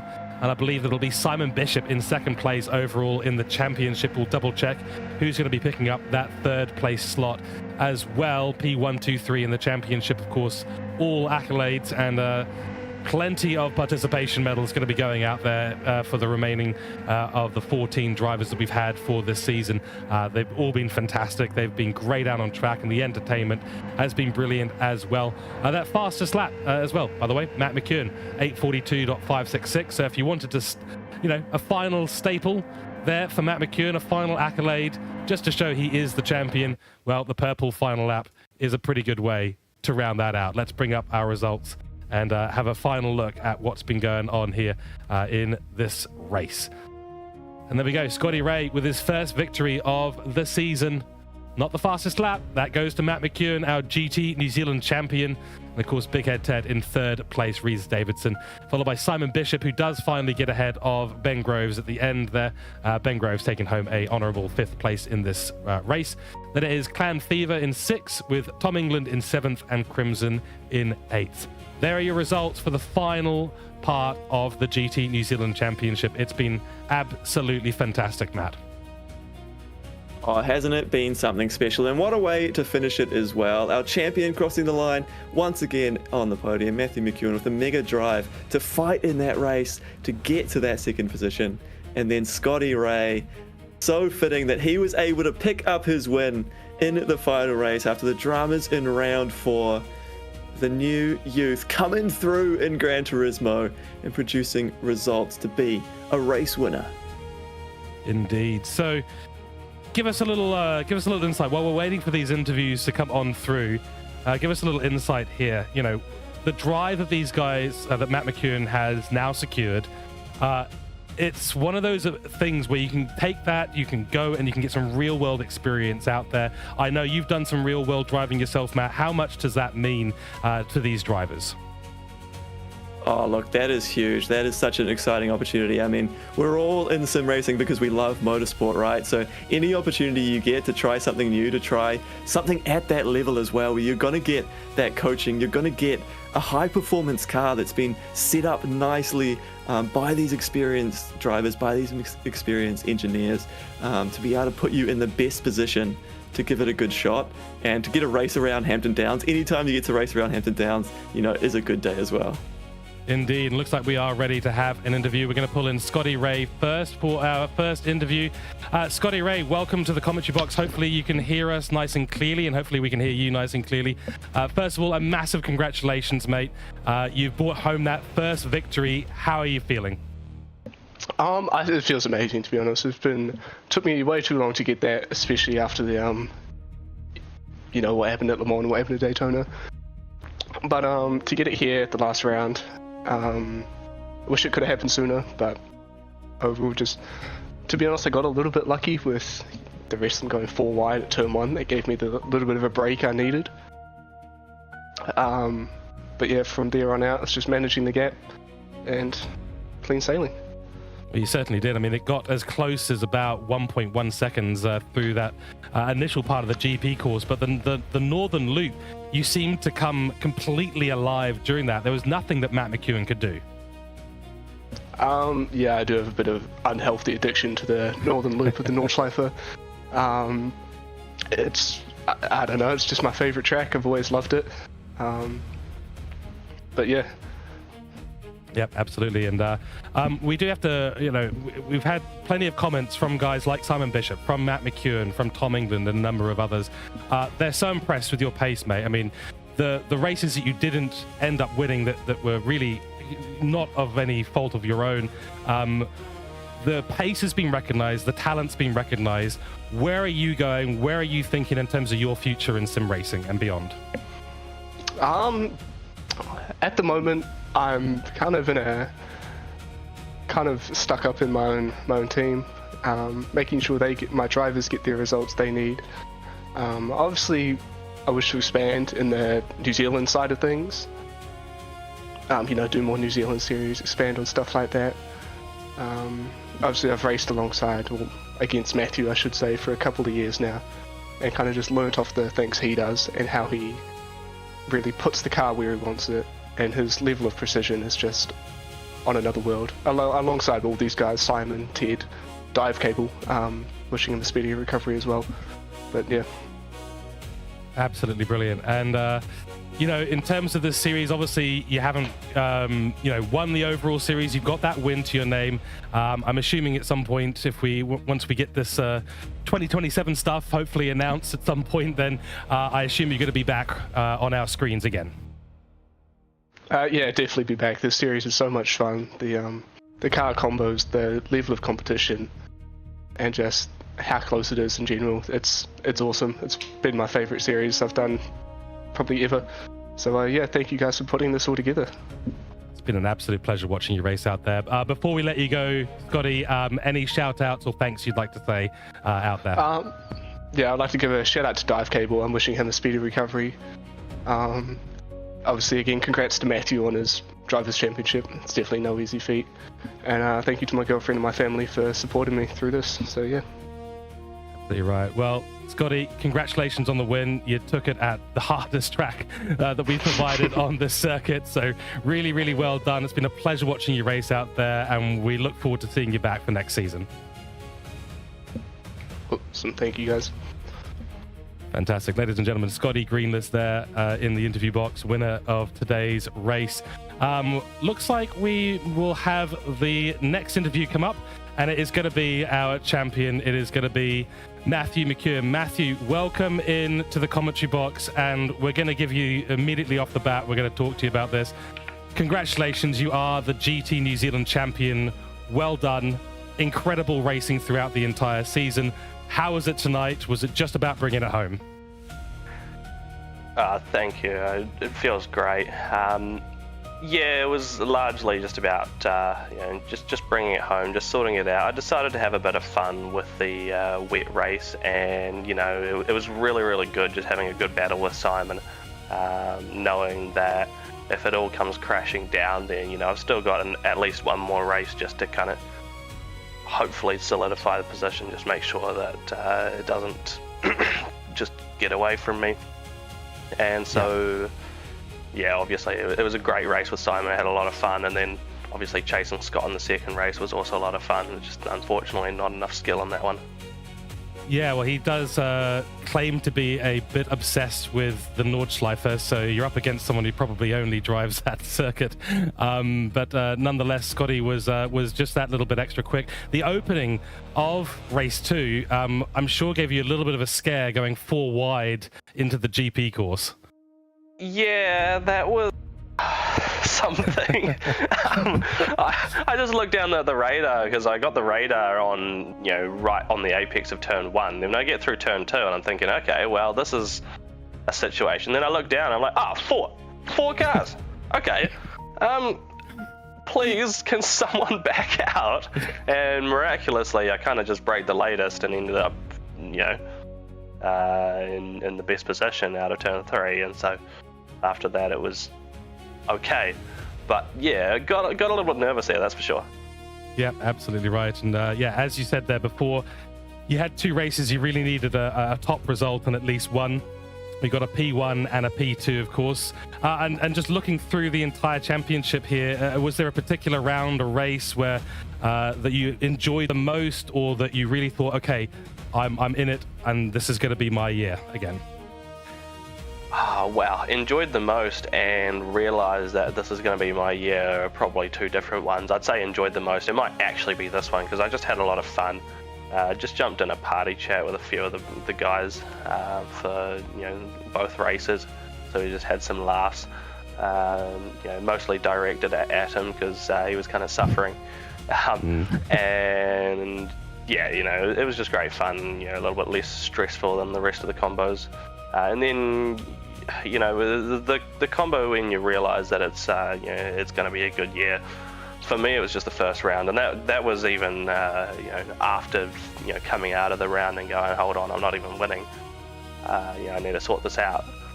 But it was just great knowing that Simon's got pace, Dive Cable's got pace, Scotty's right there on everyone's tails. There's a couple other guys there. Lewis clearly gave me a run for my money. Ted was good in the road cars. And I was just looking at that after round 1 and going, hold on, this is going to be a lot of fun. And sure enough, it was. Yep, indeed. And tell us about that sort of mentality change. I mean, you've won a lot of races in your time in the sim racing hobby/profession at this point. I think we can start to calling it a profession, especially with the level that you're driving at. What's the mentality change, and how do you have to approach when you've got such a close field and so many good drivers? So I don't think the mentality really changes, because I feel like if I'm not racing up against so many good drivers, then I'm probably in the wrong place. There's a quote about that, and so I feel like I treat it the same as I always do, which is, hey, look at these guys, figure out how I can beat them, do everything I can, and take it as seriously as any other competition. And I think that is just the proper way to deal with a competition. Is you look at everything factually, but then you just do as much practice as you can. You take it as seriously as you can. Just doing practice and treating everyone with the same level of respect and expectation of competition as you would when you go into the Nations Cup or the Manufacturers Cup. Absolutely right. Yeah, couldn't agree more. Now, looking forward, of course, you are now the GT New Zealand Championship, officially crowned and officially sanctioned through Esports and the New Zealand Sim Racing Collective. All broadcast live here on the New Zealand Sim Racing channel. You're obviously looking forward to the grand prize provided by Toyota GAZOO Racing New Zealand. It's not your first time in a Toyota 86 car. How are you looking forward to going out again? Yeah, I'm quite excited. I've learned a lot since the last time I was there, including what I learned there at the time itself. And so, you know, I'm planning on doing a lot of work trying to learn more before I get into the car again, so that I can really iron out the kinks and hopefully make a really good impression and see what, you know, what kind of show I can put on. Yeah, absolutely right. And I do believe that another Matt in the commentary box is probably keen to ask at least one question to our New Zealand champion. So I'm going to give Matt Smith here a little go in the interview box as well. I just want to look back at that wet race. You were having some big battles. You weren't nervous at all. I mean, also in the first couple of laps at the Nordschleife, there weren't the nerves kicking in those moments. I was a little bit worried that I wasn't going to get my chance at Scott, although I don't think it really ended up applying because I just didn't have the pace anyway. During the wet, it was just fun. I was just having fun, genuinely. Like, obviously, I got to take it seriously as well because there's no good reason to go drive stupid.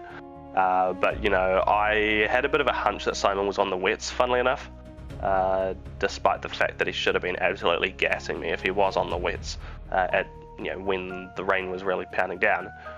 But there were a couple points where he just had so much more grip than me that I was just like, okay, it's like physically impossible for him to be on the inters and still not just dying there. But yeah, well, I mean, the rain race, I just thoroughly enjoyed it. It was really fun having a bit of strategy, having it go dry a couple of times. Not enough to change tires, but you really got to just kind of cope on the inters and just accept that the inters are going to struggle in the heavy wet, but you can't take wets because then they would die. And so, it was just great to kind of actually get some moves done. Simon got a move on me once or twice. I got a move on him. I had a lot of fun just defending for my life in a couple spots where I thought that he was actually just had the pace on me. So I was like, well, screw it. You can have a face full of bumper. Fantastic. Exciting times, and as you said, you've had some fun. You've driven incredibly well throughout the series, Matt. So a massive congratulations from all of us here, from behind the scenes and the organizations that have supported this series. And we look forward to hopefully seeing some pictures and maybe some video and some onboards and some Motec maybe even from your drive out in the Toyota 86. We'll see how you go out there. But as you say, you're looking forward to it, and you felt like you've improved as well in terms of the real driving. So we look forward to seeing what happens between then and now, and of course between yourself and Toyota GAZOO Racing New Zealand. Before we let you go, any shout outs, thanks you'd like to make to those out there? Well, I guess the big one now that we're at the end of the season is you guys, Nismo, you, Matt, everyone else who's contributed towards running the season. It's been great, and the guys for showing up as well, because even though the numbers dwindled a little bit, the competition never really got any sadder. I was having a lot of fun the whole way through. I think a lot of people were having a lot of fun actually. Especially the last couple of combos actually. And so Simon put in the chat, actually he was quite impressed with the fact that the competition was just starting exactly 7:30 every single time, nice and smooth, worked every single time, no race restarts, no nothing. And so there were definitely some upsides to this competition that we've never seen before in a competition. And so it was great to see you guys really ironed it all out. And obviously just also Scott, it's a huge improvement even from the start of the season, because a couple rounds there were not on the same level as the rest, but suddenly we've got a new guy who's just right on the same level as the rest of us, and if we're not careful, we're just going to end up with him blasting into the top position and leaving us in his dust. Exactly right. Fantastic. Ladies and gentlemen, Matthew McEwen, your GT New Zealand Championship. Congratulations again, Matt, and we look very much forward to seeing what happens next in your career. All right, thanks guys. We'll see you next year. Thank you very much. Wow, absolutely fantastic stuff there. And of course, that is essentially going to be it for round 6. 12 challenges later, Matt. And I tell you what, it's a fantastic championship. You heard the sentiments there from both Scotty and from Matt. It's great to hear that these guys have got such a bright future in sim racing. So honestly, our thoughts. So how do we even summarize a season that was like that? Yeah, it was a big one, wasn't it? There's been a lot got into this championship. Some of those drivers talking about what it has taken to take place. It's been awesome to be a part of and to witness a little piece of history there as the first nationally recognized championship by NZ Esports and by the NZ Sim Racing Collective. So that is our first national champion in what could be a pipeline that continues to expand into the future as well. Exactly right. And of course, this is where our man Matt McKeown is going to be heading. The Real World Drive, the Division 1 champion. He has earned himself a Real World Drive experience, putting his racecraft to the test away from the simulator and on a real circuit. Presented, of course, by Toyota GAZOO Racing New Zealand. And a huge shout out to our sponsors, New Zealand Esports, for sanctioning the event and providing support. And of course, Toyota GAZOO Racing New Zealand for providing this amazing prize, which, as Matt rightly said, hopefully the start of a fantastic pipeline for funneling sim racers into the real world motorsport. A massive thank you as well to those involved in the background, Hooncorp E-Sports, TrackSpotTV and Hectic Motorsport. And a massive shout out to the team at New Zealand Sim Racing Collective for sanctioning all of this on NZ Sim Racing TV as well. And the one thing that we do have to say as well, very important, and I'm very excited about this one as well, guys. Facebook.com/NZ Sim Racing Hub. This is where all the communities in New Zealand come together to share and to become better drivers, to get engagement with your leagues and to find new places to go racing across multiple platforms. Go and give them a follow. And the reason that I am encouraging you to do so is because in September there is another championship in the planning, in the works already. Get yourself over to facebook.com/NZ Sim Racing Hub. Give it a follow, turn on the notifications because announcements will be coming out soon and you don't want to miss it because it's going to be another national level competition, ladies and gentlemen. Absolutely brilliant. So we're looking forward to seeing you all there for that one. Until next time, folks, that is all the time we have today for the GT New Zealand Championship. My name has been George Cook on behalf of TrackSpot TV. Joining me has been Matt Smith from Hectic Motorsport News. It's been a privilege and a pleasure bringing you the commentary and the racing action all the way through the last 6 weeks. We hope to see you back here next year. Give all the likes and subscribes, send it to your family, have a rewatch of all the streams available forever on YouTube in 4K 60 FPS. Thank you all so much for joining us. That's going to be our time here at the GT New Zealand Championship, where Matt McKeown has become the GT New Zealand Championship winner. So until next time, take care, stay safe, and we will see you then. Goodbye.